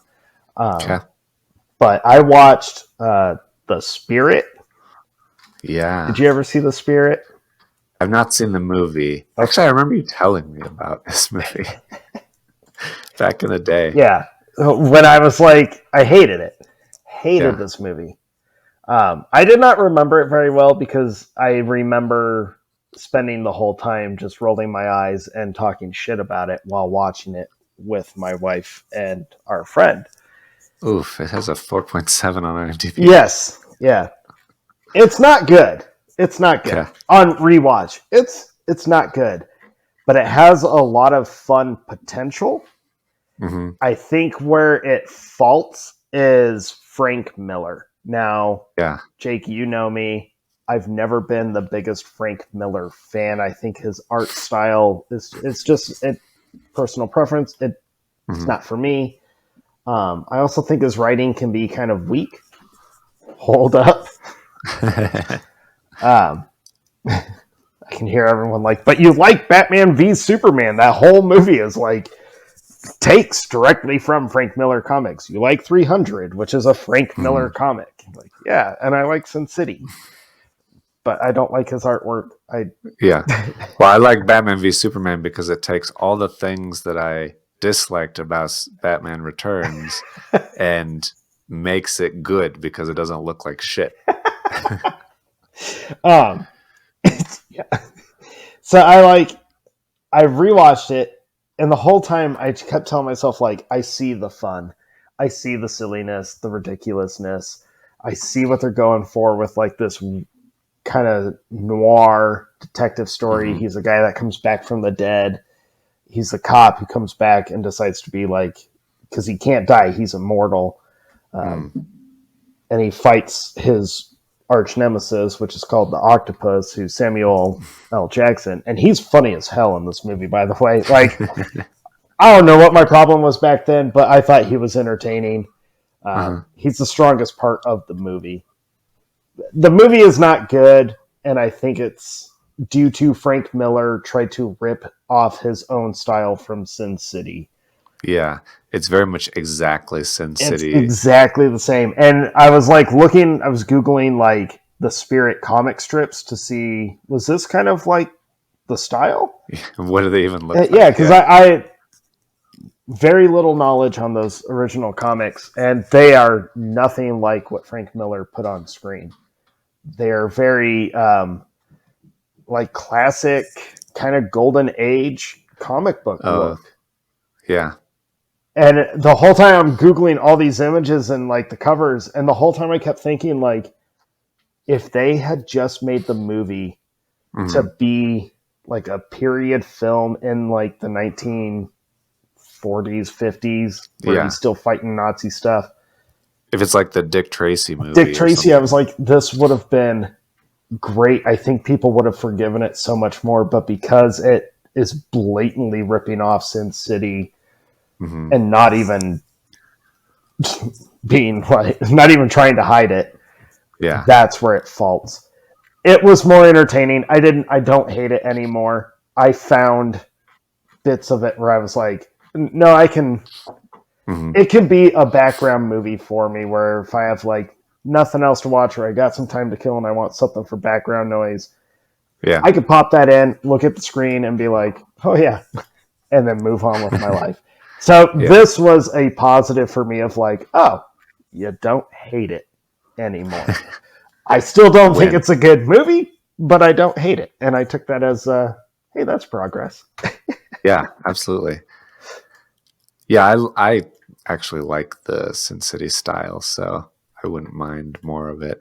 I like both of the Sin City movies, so maybe I'll check it out. My next movie I also didn't hate.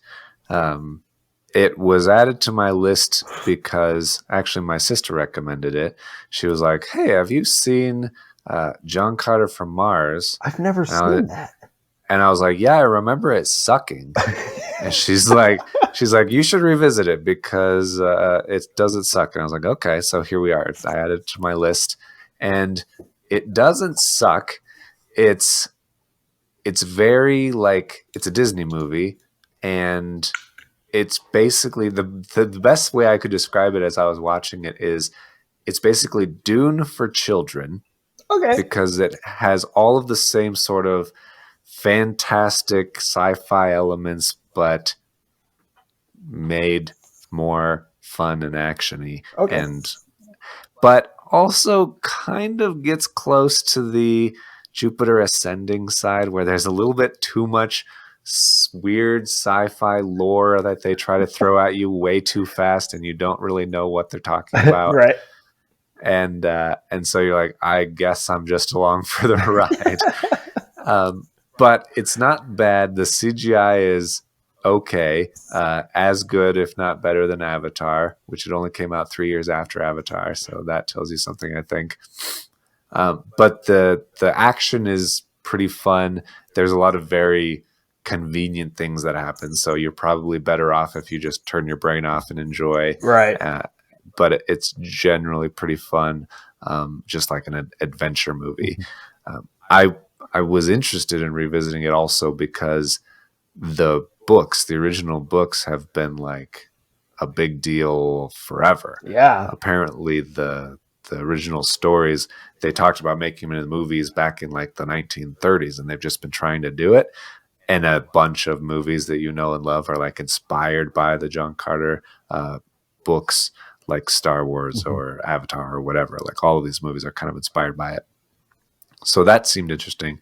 I get the gist that it just doesn't do the source material justice. Yeah. That it's too dumbed down, too simplified, too quickly done, or not as caringly done as it should be.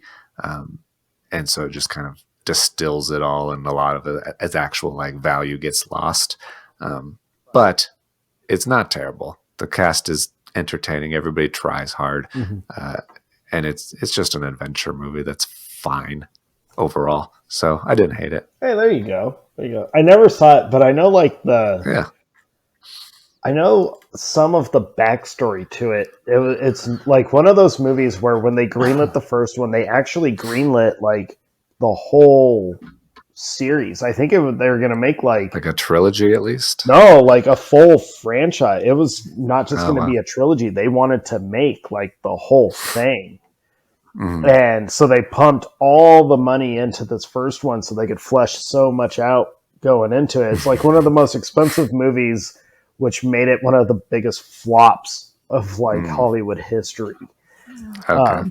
I've heard primarily what I hear is people say it's very, like what you said, it's fun, it's entertaining.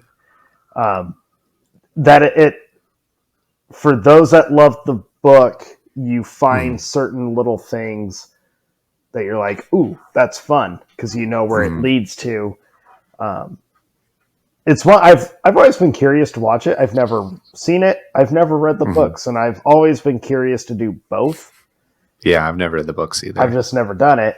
But I generally hear decent or positive, more decent and positive things from people that watch it that are like, it's not that bad. Just no one went and saw it.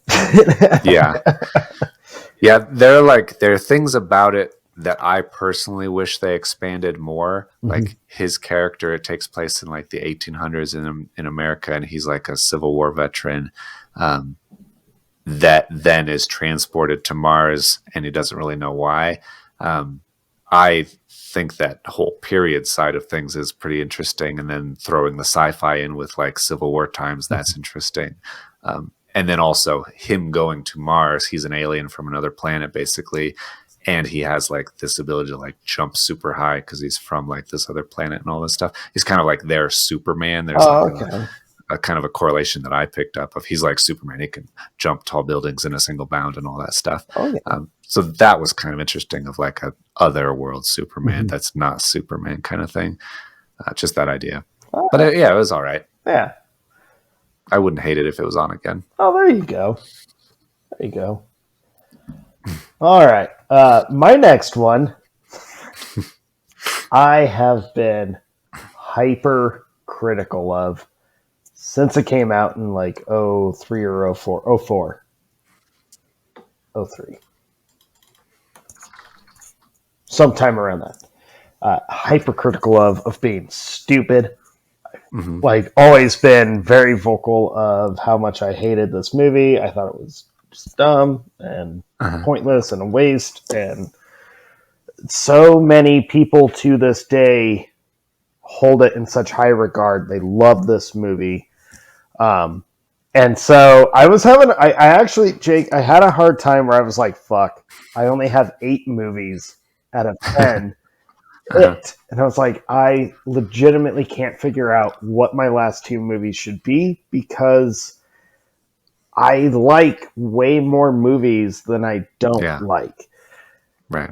And so I was like, I am struggling so hard. And this was when I was like, okay, am I going to watch Michael Bay? Like, am I going to rewatch The Island or which I've only seen one time and thought it was stupid. So I guess it would have worked for this episode, but I didn't. And I was like, what am I going to do? And I'm like scrolling through my stream services and like not finding anything, getting frustrated. I almost text my ex-wife to be like, what movies did I really hate when we were married? Yeah. Luckily, I didn't have to do that. She would have texted me back like, I don't know. I don't care. Been like almost 14 years, dude. What the fuck? Yeah. But then I'm scrolling through HBO, and this movie went across the screen, and I was like, hold up. Yes! I found it. So I rewatched The Butterfly Effect. Oh. People love this movie. Like, it's got, what, a 7.7 or a 7.8 on IMDb? 7.6, yeah. 6. People love this movie, and I remember people loving it when it came out, and I was working at that video store when it came out on VHS and DVD.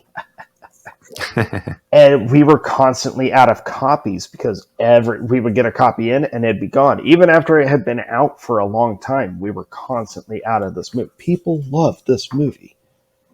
I've always hated it. Hypercritical of it. Yeah. So I rewatched it. I don't hate it. I was watching it and I was like, this feels like a CW show if they were allowed to say fuck. It's written like that. So it's not great because the writing is poorly executed. It's one of those where I was like, this probably looked really good on paper, but the execution is very CW, like early 2000s CW, or maybe even 90s CW. Yeah. But I was entertained this time around. And was like, when it ended, I was like, oh shit. There it was. Like, we set out for this episode to watch a movie where we were like, will I enjoy a film? I kind of enjoyed this movie. Okay. And and then I was like, oh yeah, everyone talks about that alternate ending. So I YouTubed the alternate ending and was like, okay, well, let's watch the alternate ending. Don't watch it. It's fucking retarded. Like, it's so bad. It's so bad. Oh my God. I was like, had that been the ending, I never would have given this movie another shot. Okay. Would have ruined it. It would. I'm so glad. That's one of those where you're like, thank God their editor was like, no, we don't use that one. This is why we have test screenings. Right. So I went from absolutely despising and shit talking this movie to I was entertained. I enjoyed the concept. I think it's executed kind of poorly still, but I kind of get it. I kind of got it this time around, and I will give Ashton Kutcher props. Like, he does a good job in the movie. Okay. So I thought it was interesting going from just absolutely hating it to being like, it ain't that bad. That's good. That's an absolute win. Yeah. I don't remember seeing it. Like, I know the cover, I know the concept and all of that stuff, but watching the trailer, it doesn't look familiar at all. So maybe I haven't seen it. Okay. Yeah. I did just notice there's a Butterfly Effect 2 from 2006 that has a 4.5 on IMDb. Yeah, I'm not going to watch that. Like, it was one of those movies that it should be standalone. You don't need a sequel to it, but Hollywood doesn't like listening to that. Yeah. I feel like Ashton I think you would Kutcher's, dig it. I think you would feel... I think you would feel the same way I felt about it, where you're like, I get it, I'm entertained by it, it's cool, it's CWE. Like there's scenes. It might just be bad child actors or what, but yeah, I definitely feel like I should watch it just to say I've seen it at least. I do feel like Ashton Kutcher's IMDb photo, like his main profile photo, is a troll for sure because it's his Steve Jobs photo. And he looks so silly in it. It must be because people criticize that and he just is doing it for fun. Or he doesn't actually run it and nobody has changed it since that came out. yeah. I don't know if he even bothers with his IMDb He profile. probably doesn't even realize he has one. Yeah. Okay, well that's good. I think that's the whole point of the episode is to find a movie that you actually didn't hate anymore. Yeah. So that's a good thing. Take that off the And list. I thought it was like fitting that it was one that I've been so critical over since it came out for what, almost over 20 years now? Almost 20 years now? Yeah, very long time. My next one is a comedy, which I generally really like. Yeah. But I just remember this one being super lame.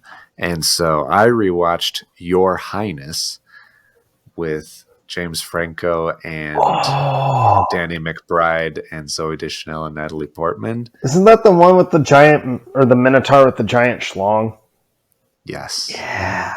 There's a lot of schlong jokes involved in this, and there's a weird puppet guy with like a brain thing that they have to like give a hand job to I don't remember in order to that. like get his quest from them. I did not like it when it came out. I rewatched it. It's very frustrating because comedies are special. I feel like with a thriller, a drama, there are a lot of different levels, and you can appreciate it for the acting or the story or the meaning or whatever, or relate to it in some way. Comedies have one job. They just have to be funny. And so that's relatively a low bar, especially from people who I know can be funny. Mm-hmm. And so it's even more frustrating when you watch it and it's just not funny. And I rewatched it and I feel the same way. It's just not funny. The timing isn't good. The chemistry isn't there. I feel like they're trying too hard, maybe. Oh, It's just, yeah. It's just not from someone who's like, it's obviously going for the exact same crowd as Pineapple Express, which is a great and hilarious movie, but it just doesn't have any of the things that make that work. I remember laughing at it when I saw it in the theater. Because I saw it in the... Did you and I see it? I have no idea. That was so long ago. It was a long time ago. I know I saw it in the theater. I know I laughed during parts. And I remember I ended up buying it like in a $5 bin and rewatching it, and the whole time being like, why did I think this movie was funny? And I was like, was I drunk, or was I just doing that like that Phantom Menace mentality watching where you're just telling yourself like, it's like it's these guys, they're funny together, you like this, you're supposed to laugh, so you're just going to laugh because you know. But then the more you watch it, you're like, this sucks. Right. Yeah, that's how I feel about it. I don't remember it very well. I remember it being awkward for majority of the movie. Obviously, I remembered the Minotaur with the giant dick. I don't remember it doing anything, but I just remember like a lot of penis jokes in the movie.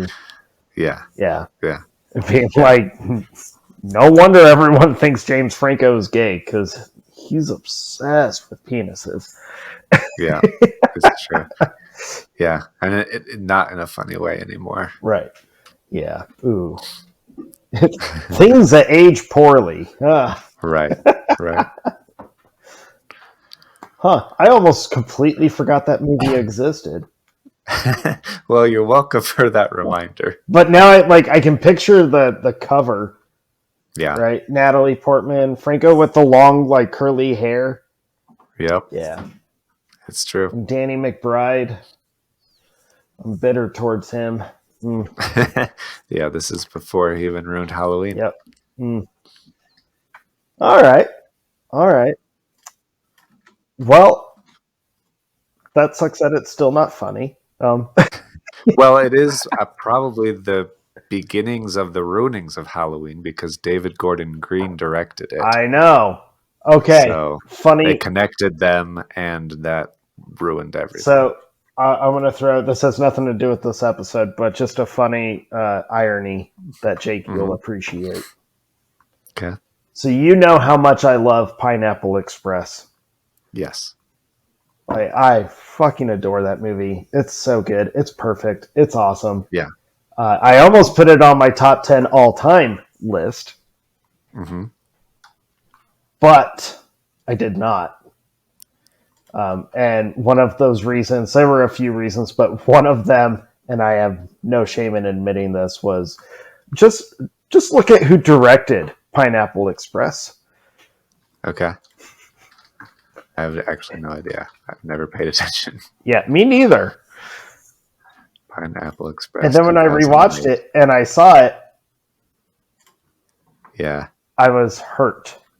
I was devastated, in fact. I was like, how can a man who is responsible for one of my all-time, like, potentially all-time top 10, it's definitely in, like, my top 15, be responsible for that brilliance and at the same time backstab me so hard by ruining, like, one of my all-time favorite characters ever. Very bitter towards David Gordon Green, and yeah, I was very... It's not nice what he's done to us. Yeah, bastard. But I digress. So the next one that I watched was also another one that's like crazy highly regarded. I mean, up for Oscars, up the ass. Everyone talked about this movie when it came out. I think people still talk about it. Like, it's just huge movie. Huge. It was everywhere. And I remember being stoked to watch it. And then I watched it and the whole time was like, I just don't get it. Like, there are parts of it that would be perfect, but then they ruin it with the whole gimmick of the story. So I was like, this will be a good one to rewatch. Let's see if I can figure out where people are connecting to. So I rewatched Slumdog Millionaire. Yeah. Have you seen it? Have you ever actually watched it? Of course. Of course, because the world watched this movie. Yeah, it was the best picture, whatever year that was. Yeah. I don't get it. 2008. I don't like the story. His life story is great. And they ruin it by interjecting all the stupid game show shit into it. Yeah. And I was like, I'm rewatching it and the whole time going, no.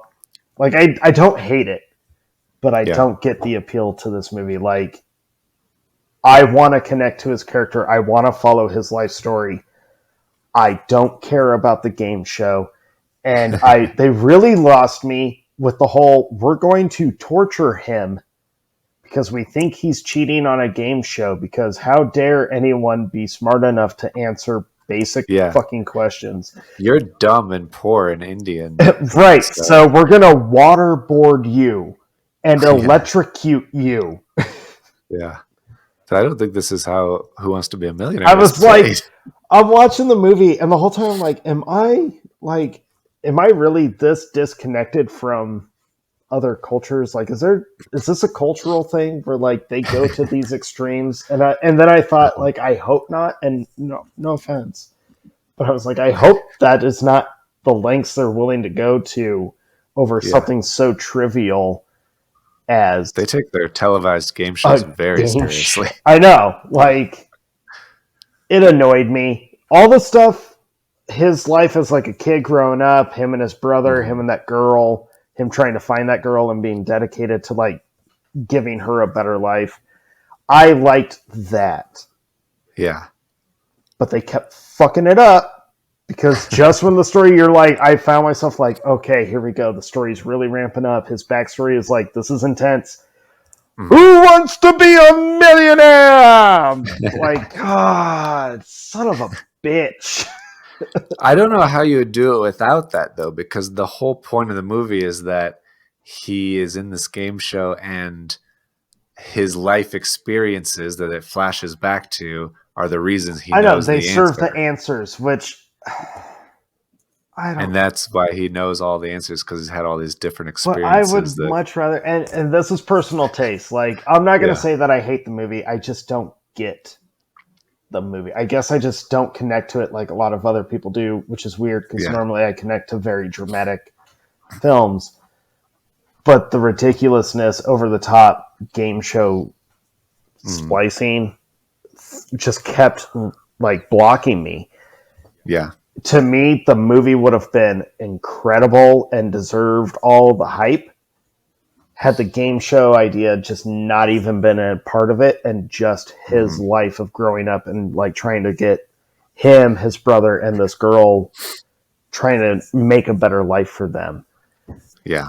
Because that stuff was good. I really liked that stuff, but everything else, I was just so annoyed.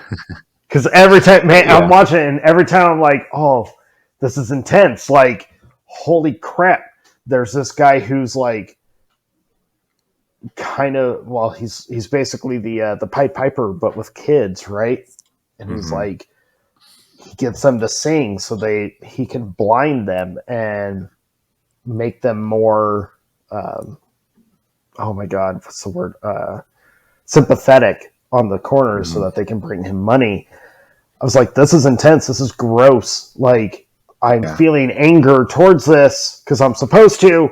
And then they splice it with that fucking millionaire music and the lights on the stage.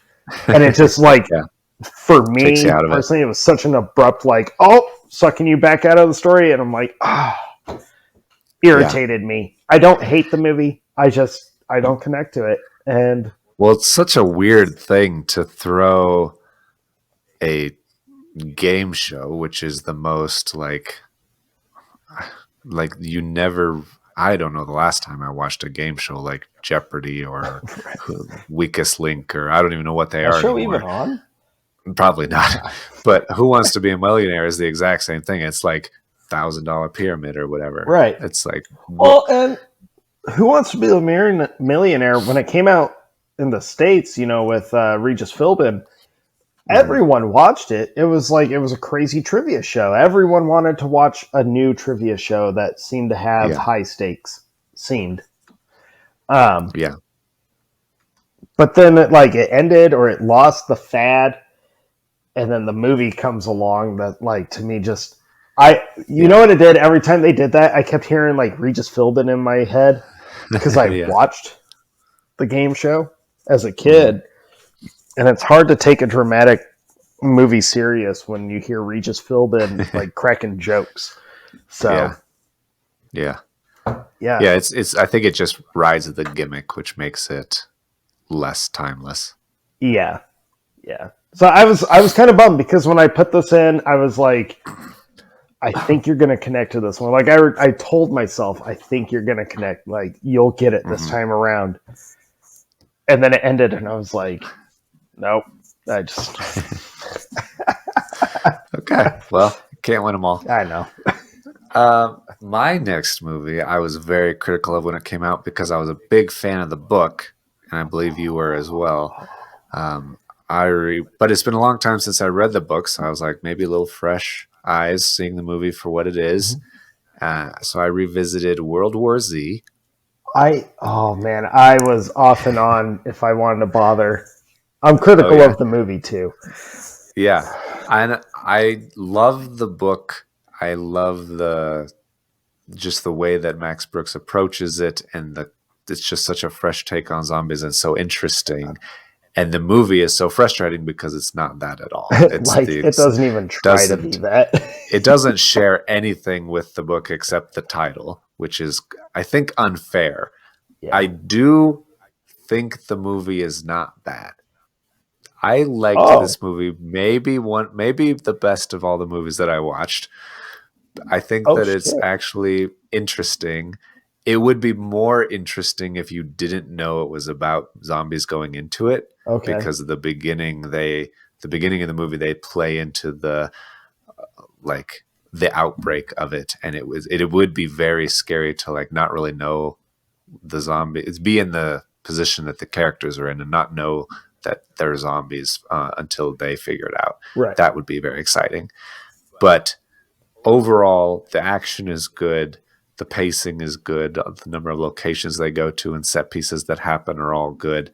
And it has this level of suspense and excitement that I like. And so I thought it was pretty darn good. I like Brad Pitt's character and how he's like looking around and observing all the time and kind of learning what's going on.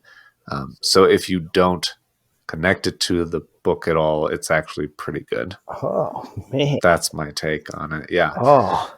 I still really don't care for the Israel zombies climbing up over the wall part. Yeah. That part is pretty dumb, but the rest of it's not bad.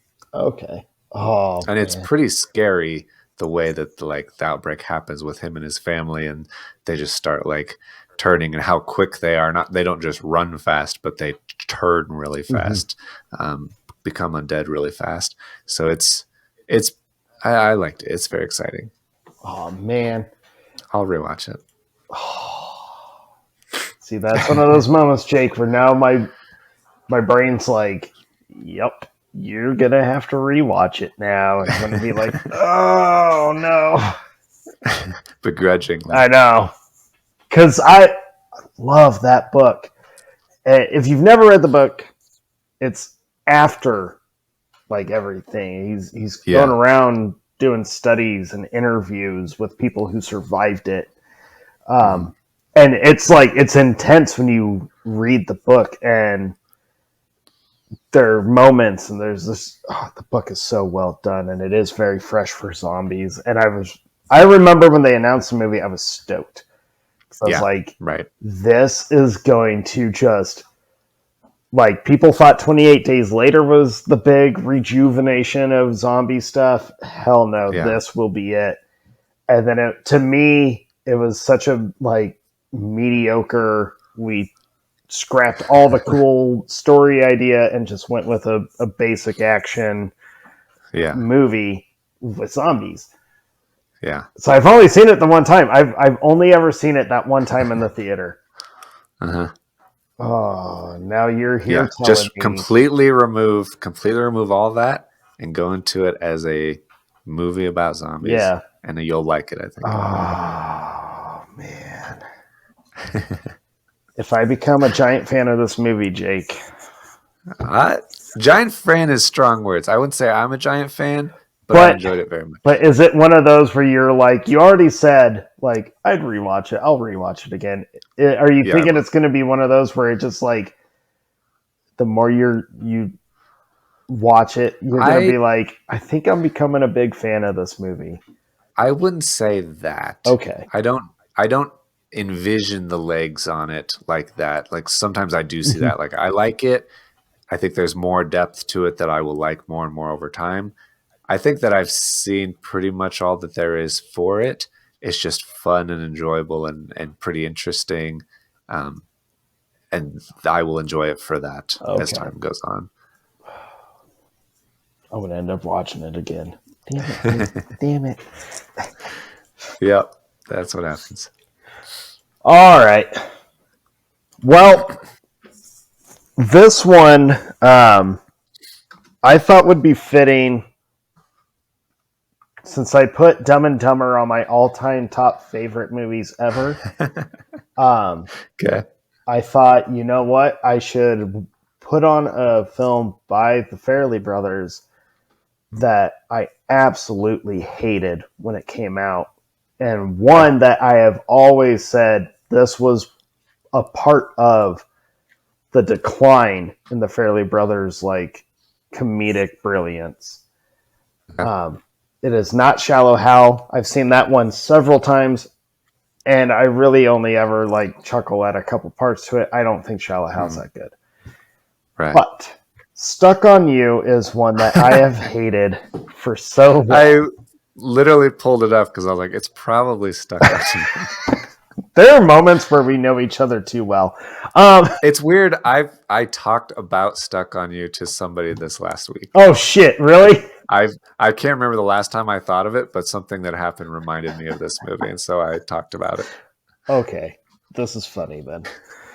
So I was like, I'm gonna revisit. If I have one of their movies on my all-time top 10, I'm going to revisit a movie that I hated and see if like I can find any grace in it this time around. Mm-hmm. I did. This movie's funny. It's enjoyable. Yeah. Like, it's not Dumb and Dumber or There's Something About Mary funny. Or Me, Myself, and Irene funny. Like, it's not that at all. Right. But Matt Damon is fucking hilarious in this movie. Uh-huh. And you know what? I was watching it, Jake, and I was like, I found myself kind of in a mentality. You know, we tried watching all these movies with very open minds. Yes. And I'm watching it, and I was like, I was having conflict in my brain of like, don't you laugh at that? And then the other part being like, but it was funny. Don't you laugh at that? But there's a very quick gimmick that they do where they're at a bar and he turns right when Damon throws the dart and it goes into a dude's head and he doesn't even notice, but you hear the like thud sound. Yeah. I laughed out like one of those abrupt, very quick just and I was like, that happened, and immediately was, oh, I'm a fan of the movie. Oh. Oh no, I'm having a good time. I was like, oh, there it is. They won me over with just a stupid gag. It's an enjoyable movie. It is not a laugh out loud rolling laughter comedy. But the parts that are funny, they're cute, they're silly. It's got a good ending. It has good moments in it. And I was like, honestly, I couldn't figure out why I hated it that first time. Yeah, I think it has similar amounts of ridiculousness and heart to Something About Mary. Like there's similar parts of like, oh, that's over the top, silly. But then there are parts that are like, oh, this is actually pretty wholesome relationship between these brothers kind of thing. Yeah, I was like, when it ended, I was like, yep, all right. That movie made me laugh. It was funny. It was enjoyable. And I can't figure out why I hated it for so many years. I told a guy at work about it, and he just started laughing, and he's able to quote like any movie ever. It's crazy. Yeah. And he told me, he was like, you hated that? That movie's fantastic. So for the last like 2 days, he's just been quoting that movie at me. That's funny. So yeah, it was fun. It's enjoyable. And it was nice watching Matt Damon. I think he had done the first Bourne movie. So he had been doing like nothing but serious dramas and action movies. And then he did Stuck on You. And I thought, that's great that he interjected just stupid comedy right in the middle of all this. Just as, to me, it almost felt like he needed like a breather. Yeah. And he got it. Yeah. Stuck on, I think that's funny that you were just talking about it with someone too. That's... Damn. Yeah, I remembered what it was. I was talking to Christy about it because she was talking about Stuck in Love. And with Greg Kinnear. Oh, okay. And I was like, you mean the one with Greg Kinnear where he's stuck to his brother? Because Greg Kinnear is in Stuck on You and Stuck in Love. And so that's how it came up. That's funny. Like, you mean when he's conjoined twins with Matt Damon, that movie? And she's like, no. So be better than that, Jake. It's so similar. It just worked. All right, my next movie was potentially the most begrudgingly watched, which is interesting to say because I just talked about Avatar and a bunch of other shitty movies.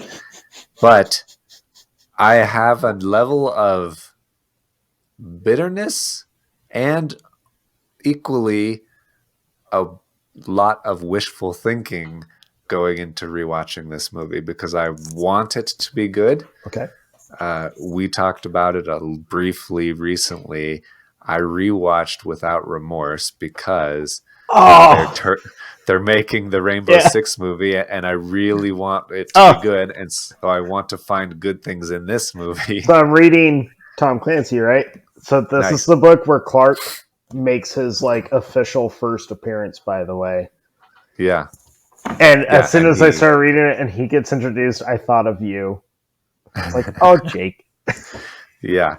I love Clear and Present Danger, and I do think it's a misstep for Amazon to make Without Remorse and then jump all the way to Rainbow Six, which is the end of his like career kind of thing, and not have him cross over with Jack Ryan, the John Krasinski series, which is good. That's a really good John Krasinski's Jack Ryan is really good.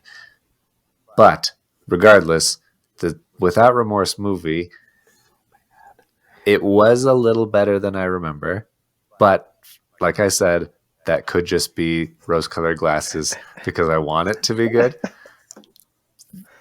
The last half kind of falls apart, but the first half is good and interesting, and the action is good when like, he like gets into the car and he's interrogating a guy when it's all on fire. That's cool. When Russians come to his house to assassinate him and his pregnant wife after killing all of the other SEALs, that's pretty cool. Some of the fights are too choreographed. It's not great. The fight in the prison where he's like, he goes to prison and then they come into his cell and they're about to kill him. He's like preparing for it by like splashing water on the ground. That's interesting, but it is also like a complete ripoff of the Raid 2 Barandal. So it's not bad. I wish it was more serious, like the night vision in his house was like Sicario or something like that. Something more serious. But it's okay. Even though I don't love Michael B. Jordan and he's very vanilla and bland, he's not the worst character. The worst character I feel like is his commanding officer, that the lady who for some reason, even though all of the other SEALs get killed and assassinated, she doesn't for some reason. And she just kind of is like in the background and inserts herself into the conversation because she's the commanding officer and she should, but John Clark is like, he's questioning the CIA and all these things, and like he's not acting like someone who's not the commanding officer. And so it's like, oh, don't forget she's actually the commanding officer, even though he's the one who's actually questioning things and running things and getting his team together and all this stuff. So it's just awkward overall. It could be better, and I hope against hope that the next one is better. But there were redeeming qualities in it that made it not suck. But there's also a lot of things that aren't great that you need to overlook if you want it to be good. I think that's funny that you watched that one, Jake. Because you and I remember you and I were excited to watch that one. That Angelina Jolie one, the firefighter movie. Whatever the fuck. Yeah, I don't remember what it's called. What was it? But I remember you and I were like, those two could be like really cool movies. The trailers looked cool. They looked intense. And I remember both of us watched them and we were like, those suck.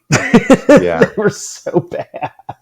Yeah, Those Who Wish Me Dead is what hers was called. Yeah, that movie was. And it's because they were both at least partly written by Taylor Sheridan, who does great. He wrote Sicario. Yeah. He wrote Yellowstone and all this stuff, but they were just tampered with or something. I don't know what happened to them. Too many hands in that cookie jar. Yeah, exactly. I like that you found something to not despise Without Remorse. Yeah, it's true. Well, my next one is another one of those super iconic films. Reputation precedes it. It's one of those movies where when you tell people you've seen it, or if you're a fan of it, people usually will have some kind of a gut reaction to you. Just like, ooh, yeah. This was another one that I watched right around the same time that I watched Fight Club and I watched Clockwork Orange and was trying to knock out all these huge iconic films.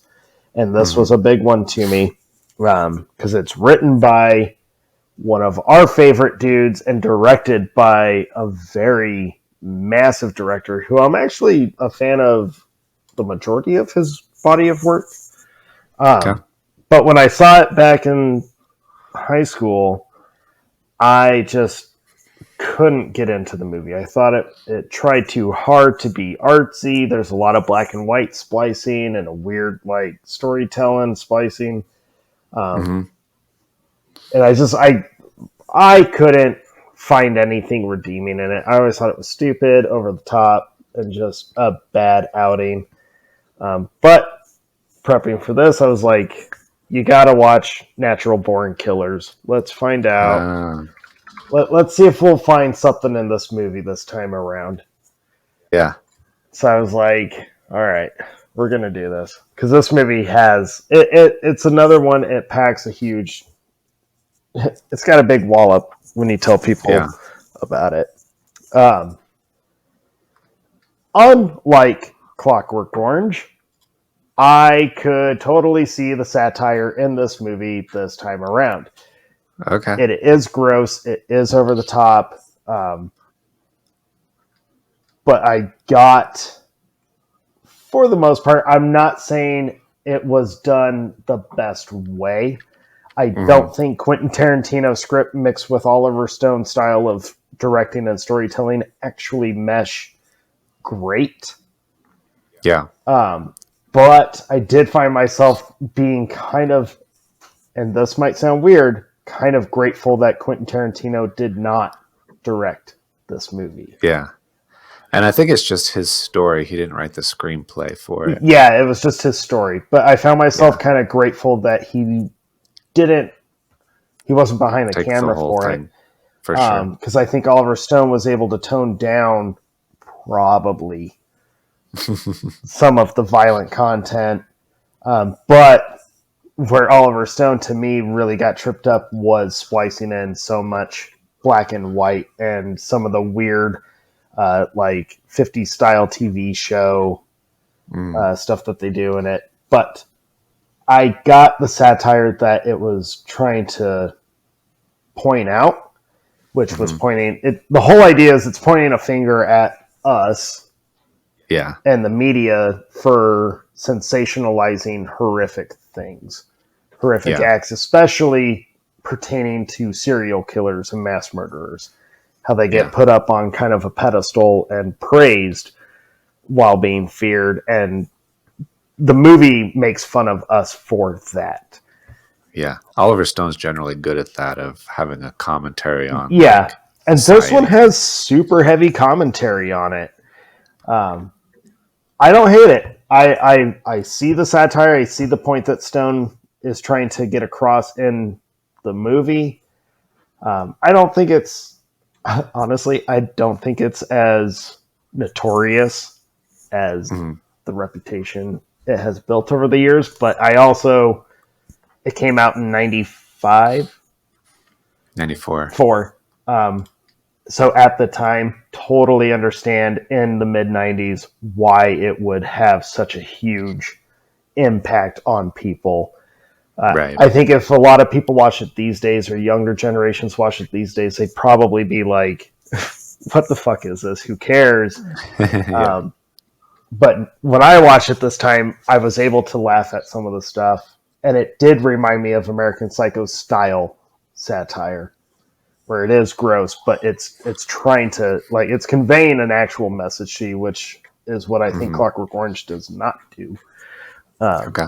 So I thought it was kind of funny, like, oh, the two of the biggest controversial, notorious films, I got the point on one and so much hate the other one. Yeah, that is interesting. Have you ever watched Natural Born? I have not. It's been one of those ones I've felt like I should at some point. And I still will, I'm sure. I'm curious to hear what you think about it. Okay. it's one I'm not sure which way you will sway on it, actually. Yeah. Because I could see you absolutely loving it, but I could also see you being very critical on it. Okay. And I would totally understand.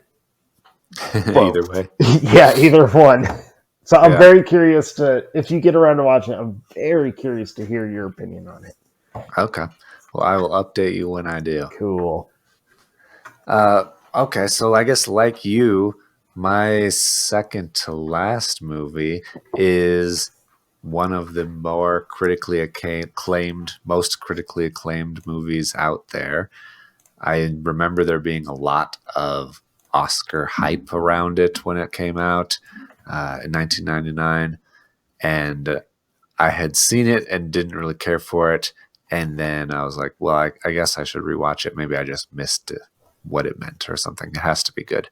So I rewatched The Thin Red Line from 1999 with it's a war movie from 1999 with Jim Caviezel, Sean Penn, Adrian Brody, John Cusack, Woody Harrelson, Nick Nolte, John C. Reilly, George Clooney, John Travolta, Jared Leto, directed by Terrence Malick. Yeah. I don't remember that movie at all, but I know I've seen it. It's a weird movie because it's a World War II movie about Guadalcanal. Okay. Kind of. It takes place in Guadalcanal. It's not about Guadalcanal at all. The battle scenes are good and exciting and interesting. The war stuff is good. The problem is it takes 50 minutes to get to the first battle.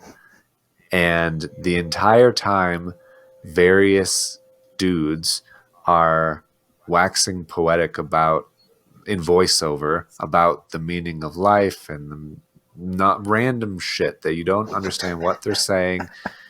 Apparently, every poet, philosopher, musician in the country got drafted to this one unit because they're all just coming up with the most mundane, like eloquent and profound, but not really profound because it doesn't really mean anything. Like I tried so hard to listen to what they were saying in the voiceover, and it's like it reminded me of those like History Channel Civil War things where it's like sepia tone and this they're reading, some actor is reading a letter that Harry sent to Martha back on the farm, and he's like, well, today we had the horrible realization that men's tragedy against men is just that they will murder each other. It's just it doesn't I wanted to like it, but I felt like Terrence Malick was spent his whole time. He had seen Apocalypse Now or he had seen Full Metal Jacket, and he didn't understand it, but he liked the vibe. Okay. And so he wanted to make a World War II movie that's kind of like that, kind of a commentary on life and war and people and humanity, but also didn't actually succeed in doing any of that. And it's just, you don't feel like you know any of these people, any of these characters that you're watching. You're hearing them talk, you're hearing them share their thoughts, but you don't know who they are. You don't know why they're there, what they're doing. And so when they start dying, all I'm thinking is, oh no, I guess Woody Harrelson's dying and not going to make it to the end of the movie. I don't know who his character is or why what he's doing or why he's there, but that's Woody Harrelson's face. And so it's just, and it doesn't follow, like, there's no real story as far as it's like the anti Saving Private Ryan. I feel like Saving Private Ryan has kept its praise and longevity throughout time because it is so good and it connects with people and has a story and has characters and all these things that you connect with. This doesn't have any of that. It just has like visuals and some war stuff and then some stylish stuff. And so it's missing the heart and the meaning behind what you would actually want to have. And that's why they praised it at like the Oscars at the time. It was like, oh, it's beautiful and all this stuff. but it has no actual substance that will carry it through Right. time. And that's why you forgot about it. That's why Oh yeah, forgets about totally this movie. forgot about Thin Red Line. When you said it, I was like, "Is that the one with George Clooney? Is he in that movie?" And then you Yeah. you took forever to get to him, so that whole time you were Yeah. rattling names off. I'm like, "This isn't the movie." And then you were like, "George Clooney," like, "Yeah, there it is." I knew it. Yeah. Yeah. All And right. it just doesn't. Guadalcanal is a significant part of World War II and Yeah. a significant battle and all stuff, but it doesn't follow. It doesn't tell you the stakes. It doesn't tell you the situation and how they resolved it. It's just like these people show up, they fight, they yell at each other, they leave. It's like it does. It didn't care for it. It's not for me. It might be a war movie for people that don't like war movies. Maybe that's an option. I don't know. Maybe, but yeah, I totally forgot about that movie. Huh. Did I actually watch it? I don't think I actually saw it. It's possible. I think my dad watched it and told me, like, don't bother. That checks out. I think that's what it was. I just knew who was it, or one guy, I guess. Anyways. Yeah. One out of like 50 guys that are in. Right. Well, I decided I got to keep up my hot takes here. Okay. So I was like, it'll be funny. I was like, I'm going to throw on one of these Disney Pixar movies on this list that every time I tell someone I don't like the movie, they freak out. Jake, you are one of these people that have like looked at me and been like, what? You don't like this? And I've been like, I know. In fact, I think you yelled at me over it when we did our tearjerker episode. I'm trying to remember about a Disney Pixar movie that I care about. It is not unless Finding it's Nemo WALL-E. because I have a child who loves that movie. When she was growing up, we watched Nemo all the time. I don't like Nemo. Don't at me. I don't care. I don't hate Nemo. I just don't care for it. I just don't think it's that good of a movie. Yeah. But the one that I get yelled at the most over is Up. Yes. Jake, you yelled at yes. me because I did not cry at the beginning. Let's go back to the videotape. I don't recall yelling at you. Okay, maybe yelling is a little exaggerated, but you have gotten on my case about. Well, it is. I am concerned about you if you did not cry at the beginning of I Up. think that's what you actually said too. Makes sense. Yeah, when I saw Up when it came out, I was so excited for it, and then I watched it and just didn't think it was good. I could not care less about Up, and it's been so many years of telling people I'm not a fan, and they freak out, and everyone says the same thing of like, you mean you didn't get affected by the opening whole sequence? No. I did not. Well, the problem is the only part anybody remembers is the beginning. I don't remember most of the rest of the movie except when that little Boy Scout guy shows up and the dog that has a talking box. Talking dog. That's it. So I was like, I'm going to rewatch Up. And now, although I'm a dad, I have a child. Mm-hmm. I saw Up before she was even born and did not like it, and we just never owned it. So I've only seen Up maybe twice before this week since it came out. Okay. So a lot of my memory of it was like what you just said, where all anyone remembers is the opening sequence and a talking dog. Yeah. So I was like, even I don't really remember a lot of Up. I'm going to watch Up, and I'm going to watch it with a super open mind. I'm just going to let the movie be. I already kind of know there's a talking dog. I think there's a lot of talking dogs. I was like, let's watch this. I enjoyed Up. Did you cry? No, I did not cry. Darn it. No tears. No tears were shed, but Up has a lot of problems. Oh.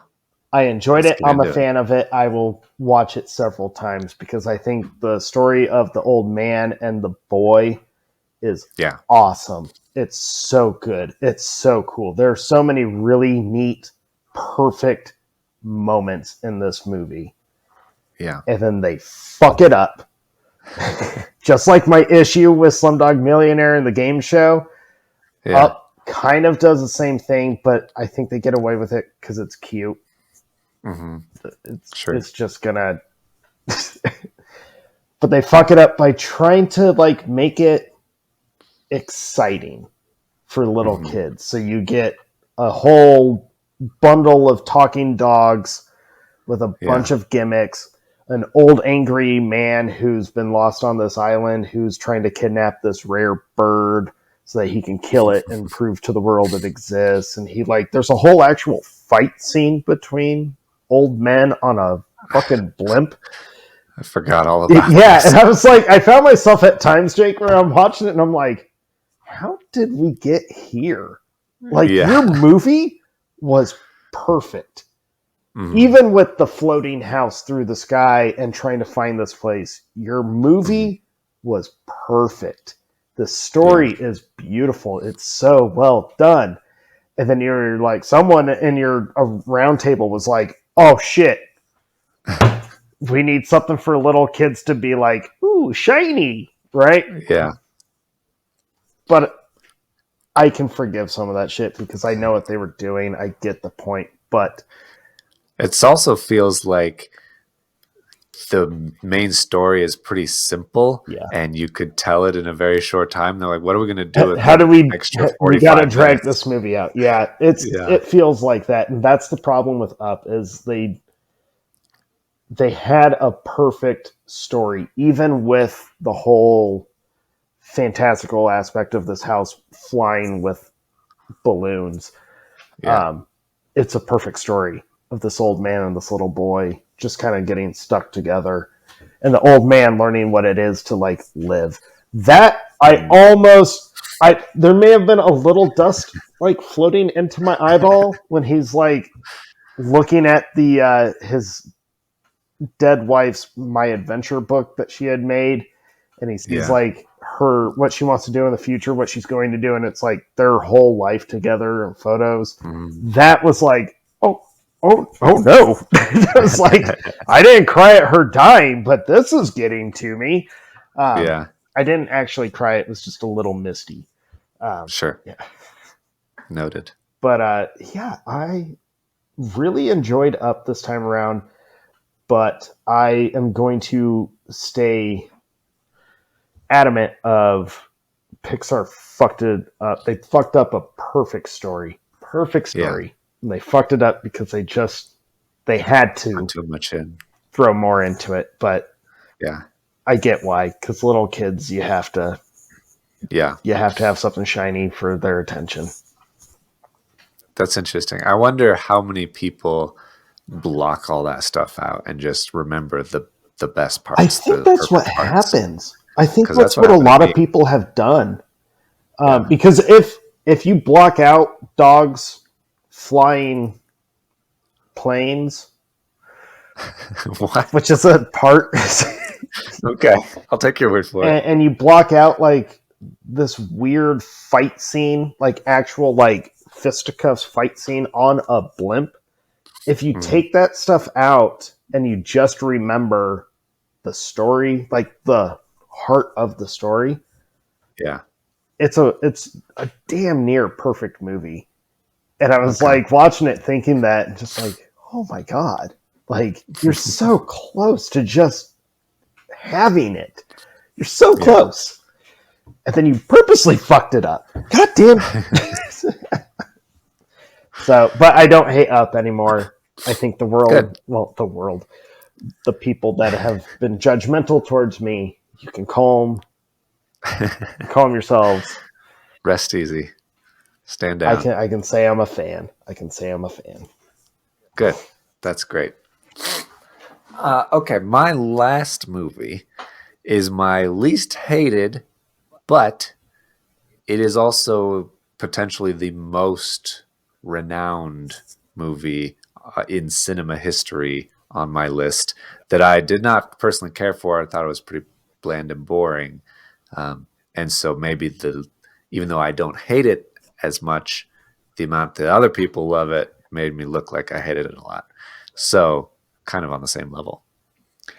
My last one is Raging Bull. Oh, okay. Which people put up there This movie on a is pedestal. like, yeah. It's up there with like the one with the guy who has the sled named Rosebud. What's the name of that movie? Citizen Kane. Thank you. It's up there with that one dude. He's got a sled. They say a weird name. Yeah. It's a mystery. They put it up there with like Citizen Kane as like this huge achievement in cinema history. And I kind of get it at that point as far as like maybe what it was at the time, that the cinematography, especially during the boxing sequences, are really good and really interesting and really visually stunning. Those are my favorite parts. The rest of the story about that Robert De Niro plays Jake LaMotta, this boxer, I don't care for it. I don't care about them. I'm bored by it. I'm bored about him and his life story. And it sucks to say because I'm a huge Scorsese fan. I think Scorsese's crowning achievement is that so many of his movies have perfect pacing, that they just flow and move so well. Raging Bull, I'm just stuck. The movie is plodding along and I don't really know where it's going or who these people are, and I don't really care. A lot of the characters are assholes, but they're not like enjoyable assholes like Goodfellas or something. Right. And so I don't know. I still don't care for it. I feel like it's just kind of boring overall compared to all of the other options out there. I mean, maybe it was great and moved cinema forward, and that's commendable, but it's not a movie that I would want to watch or rewatch ever. Have you seen Raging Bull? Long time ago. That was one that my dad made sure I watched. Yeah. I remember some of the boxing scenes, and I remember everyone, like no one in the movie, maybe I'm not remembering it right. You just watched it. You can confirm or deny. Okay. I remember just thinking everyone was like a jerk. Like there's not one good character in the whole movie, but the acting is really good. Sure. Like especially for like it's De Niro's acting Joe is really Pesci good. and Yeah. De Niro and Joe Pesci are always really good, but why would I watch this movie when Casino and Goodfellas and all these movies exist? The Irishman. I don't remember. Those came after, but I don't remember the movie that well. But my dad didn't push. That sounds bad. I think my dad knew that I would find movies like Taxi Driver way more interesting and kind of engulfing than I would Raging Bull. That probably had something to do with the fact that I've never been like a big Rocky fan or like boxing movie fan. I like some, like Cinderella Man is a fantastic boxing movie. That's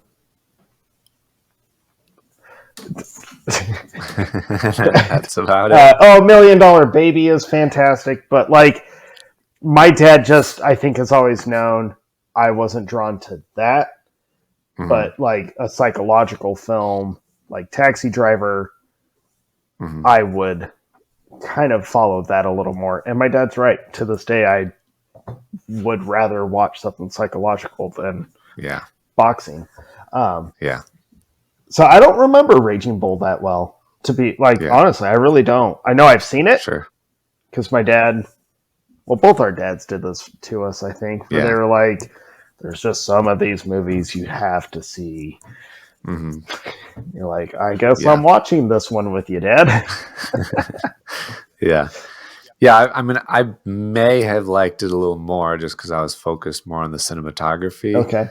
But you just don't connect with the characters Yeah. like at all, especially compared to his other movies.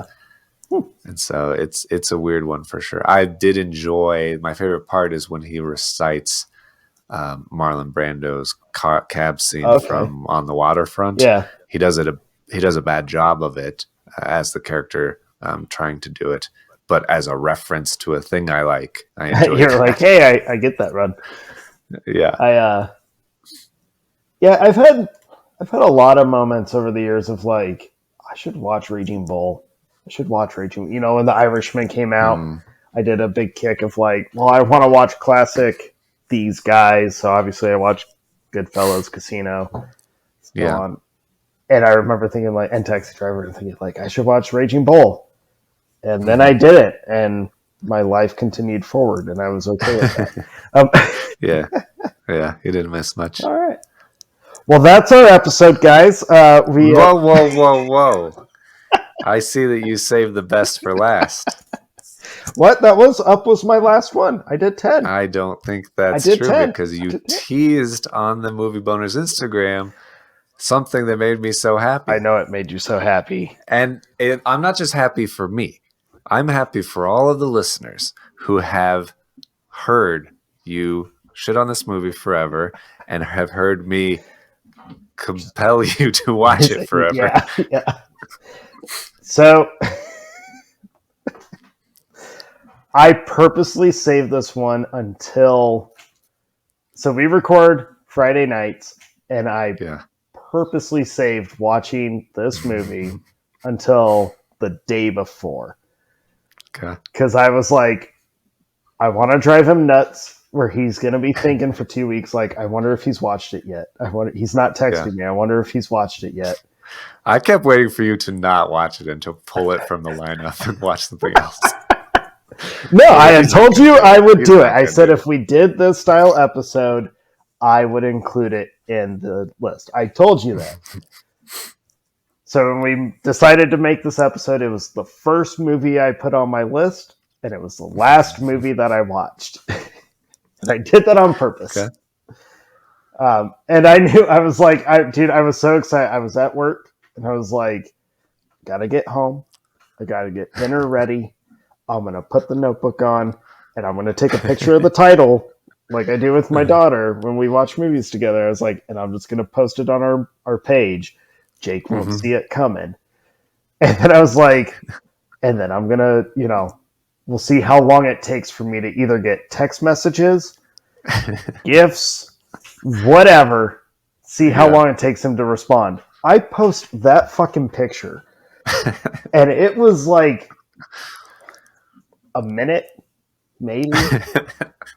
And I'm pretty positive it only took as long as it did because you were like scrolling for the perfect meme or...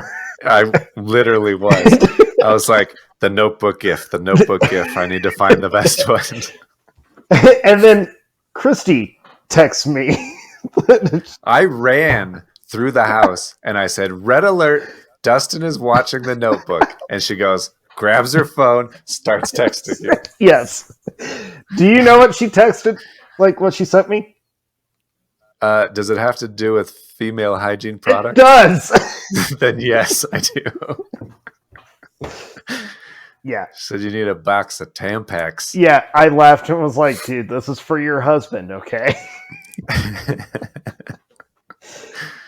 So you rewatched The Notebook for the first time in how long? Oh, dude, I can't even tell you. I saw it. So I was a junior in high school when it came out, or senior. It came out in 2004. Sounds right. I know I saw it in the theater, and I know I saw it at least one more time shortly after I was married. Okay. But way before our daughter showed up. So It has to have been almost 20 years since I've watched this movie. Okay. Which means I have shit on this movie for that amount of time. Yeah. Okay. Like that's fair. A lot of shitting on this movie. So I rewatched it. Uh-huh. And that's our episode, guys. That's it. How did you feel while you were watching it? You were so excited about this, Jake. I need to know how this ends. It's like I'm watching The Notebook again, and I need to know how it ends. It's like real. You're reading me a story, real, right? You're reading me a story, and I could get dementia at any moment and forget that we're reading the story, and I need to know how it ends. It was real, wasn't it? I did watch the movie, Jake. I really did watch the movie. Okay, good. Sometimes we just do stuff that we don't want to do for those we care about.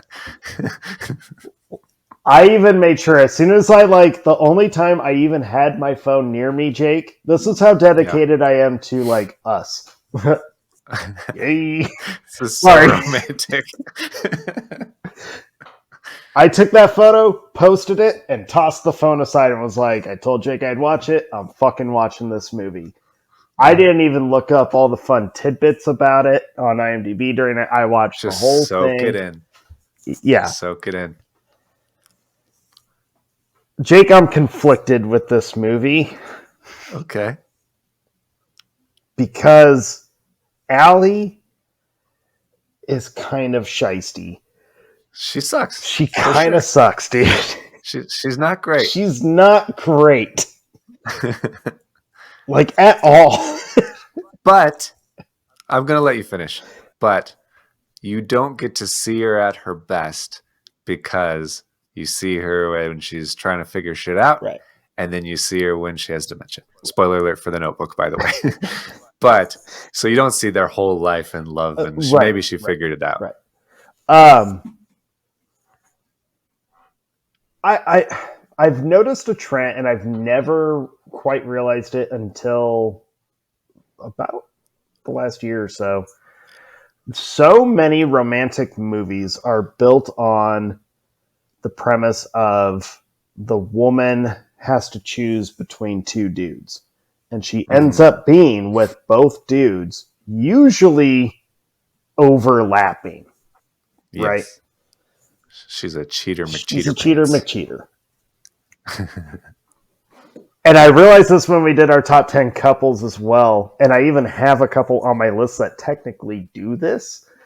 Where I was like, man, this is kind of a thing that is made okay for people to kind of think. And I have a hard time with that. Yeah. I don't know why that is, unless it's the fantasy of being able to sow your wild oats or something. I don't know. Right. I don't get what it is. I'm totally on board with the idea of ending up with the one. You're destined to be with this person, so you're going to end up with this person.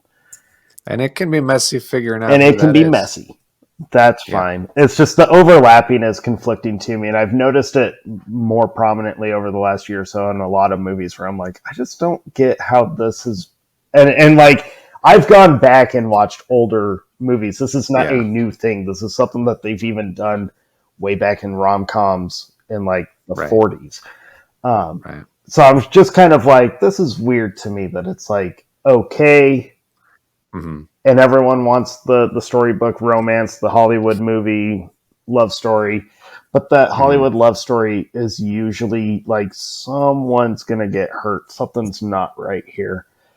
So I'm a little conflicted with The Notebook, Jake, because she does that with zero qualms at all. Yeah. Well, to be fair, she cheats on her fiance, who she shouldn't have been with in the first place. Okay, don't even try to defend this. I'm just saying, if she had known that Noah still wanted to be with her, had she received the letters, spoiler, he wrote her 365 letters. Yeah. He wrote her every day for a year. I know, Jake. I watched the goddamn movie. We're going to reenact it right now. I wrote you 365 letters. It wasn't over. It's still not over. Still not over. That said, how do you feel overall? I didn't hate it. You liked I it. didn't hate it. You didn't hate I it. hate it. He's mumbling he didn't hate it. Put that on the record. I did not hate the Border- you- Notebook, Jake. Did you borderline like it? I don't know. I genuinely, like, wholeheartedly, No pressure. I genuinely don't know You'll come around at your own pace. No how I pressure. felt about the Notebook. I genuinely cannot figure it out. I spent most of my day at work just trying to figure out, Yeah. like, what are you going to say? Like, leading into it, I was so stoked. I was like, we're going to make this. We're going to drag this out. It's going to be hilarious. This will be a great part. And then I watched it and was like, oh, I don't know what I'm going to tell Jake. I don't hate the Notebook, which I guess Okay. is improvement. Yeah. Um, It sounds like if you're unsure, you should watch it again. That's what it sounds like. you're such a... Just to I help gave you decide. the rewatch, Jake. I gave it to you. This is the sequel where I badger you to watch it over and over. There are parts to it that I do find, like, I get why this movie is so, to this day, so highly regarded, why it's made such a huge impact. There's parts of it that I was like, man, I don't know. Like, some of the dialogue was weird to me. There were parts of it. Allie's not that great of a person. Her mom and dad, terrible fucking people. Like, Well, the apple doesn't fall terrible far from the people. tree. Yeah. And I was like, good on Joan Allen. She plays a royal bitch, like, Yeah. way too well. And I also had moments where I'm watching, I'm like, okay, this takes place in, oh shit, what era is it? The I 40s. don't know. It starts in the 40s. Oh, yeah, Right. because he goes to war. Yeah. Yeah. And so even when she's like of age, sure, her parents still like control everything she does, and they have a say in what her life is. And I found myself like, oh, I know this is a total generational thing. Yeah. And probably like a southern South and Carolina a southern thing. And I was like, I have a hard time with this. That did not steer my opinion of the movie, but I was like, Sure. this is weird to me. And I totally know this was an actual real life generational thing of parents were just in charge of their children's lives, no matter how old their children were. And that's weird. And force them into a situation where you need to marry well to be taken care of the rest of your life, kind of thing. I totally had forgotten that James Marsden is even in the movie. And when he sat up in the body cast, I was like, hold up. I do most times that I watch it. I'm like, oh yeah, I forgot he's in this. It was interesting to watch a relatively unknown Ryan Gosling in such a huge role. Yeah. And I like Rachel McAdams. I've always thought she's just good at what she does. So I will give the movie credit in I don't hate it. It does a lot of stuff that to me is obvious why it has stuck around and why people connect to it. And why some people connect to it more than others. Yeah, people with taste do, I think. But I genuinely, like, I couldn't figure out, like, do I like the movie? I don't know how I feel. Like, I don't know, dude. I will take apathy as a win over hating it. I watched it with complete open mind, by the way. Like, complete just... I believe you. Like, I'm down for the romantic film, dude. Show me a good love story. I'm down for it. Here we go. I believe you. I will say, like, crazy romantic scene. How do you row into this random part of the swamp or the river or whatever the fuck? And it's just all those white geese all over. I was like, oh, this is like Little Mermaid on a whole new level. Yeah, it's true. I was like, some memory kicked in though, because I was like, they're rowing and it's all quiet. She's feeding the geese, and I was like, oh, this is the fight in the rain. Like, this is I think it's coming up. Yeah. Yeah. They rain on their parade there. And I do chuckle. It's been turned into a meme and a GIF that's used all the time. I think I've even used it several times of the what do you want? Yeah. So I did chuckle at that because even as serious as the argument is, that's still kind of a funny line because you're like, I get it. I like 100% know exactly where he's coming from. Yeah. I do that when my wife can't decide what she wants for dinner. Like, God damn it, what do you want? And that brings me it's not that simple. That brings me to my question. Okay. Does Christy like the Notebook? I think she thinks it's okay. Fine. I think she likes it. I wouldn't say she loves it if I'm remembering correctly. Okay. Yeah. Okay, because all I remember, like when I gave you the big giant ass poster of it, and we were like, you were trolling me with it, and I told you I hated it, and it sucked, it was stupid. Yeah. Christy never really mentioned anything. She just liked laughing at you and I bicker like, I guess, Noah and Allie. Yeah. Oh my God. Old married couple. That's true.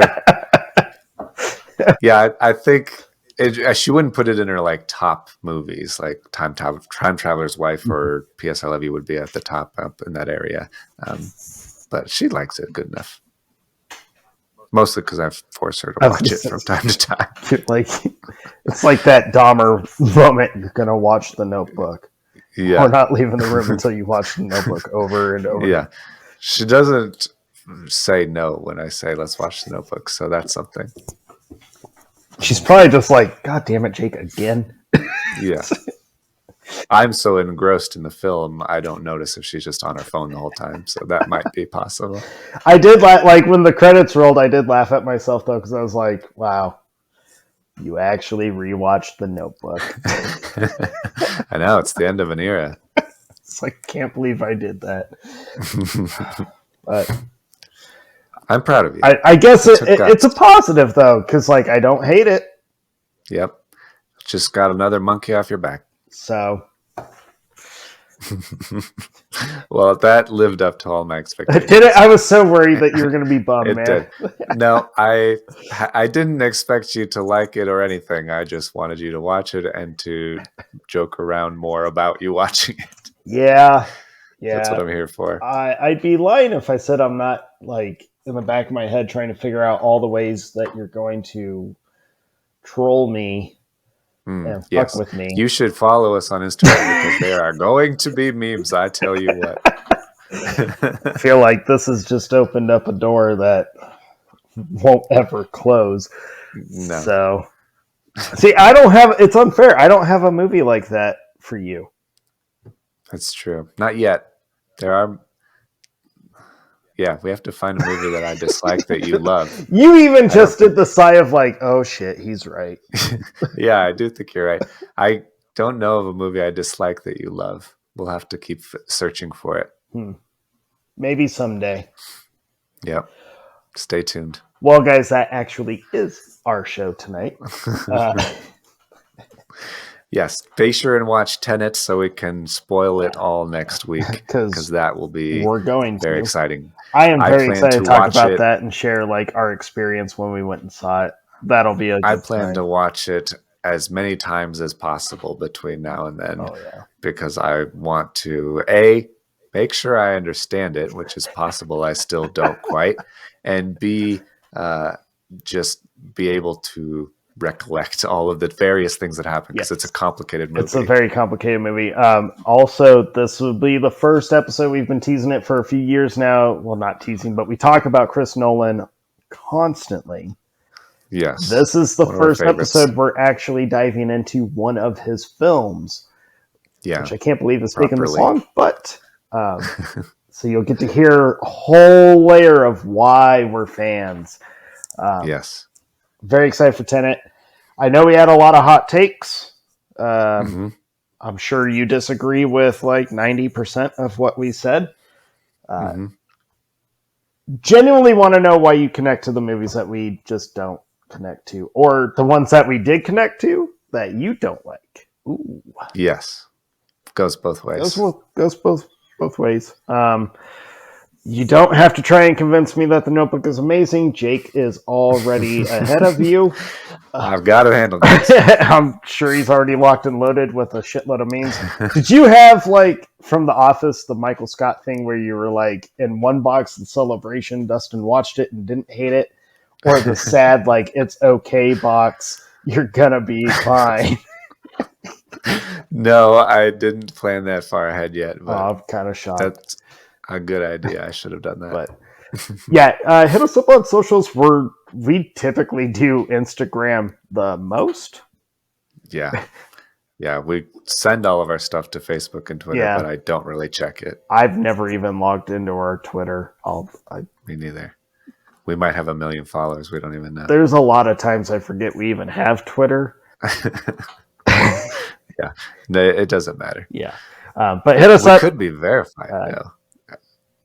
You can pay money to be verified now if you want to. Oh, what does that I don't mean? know what that means. I don't. Oh, okay.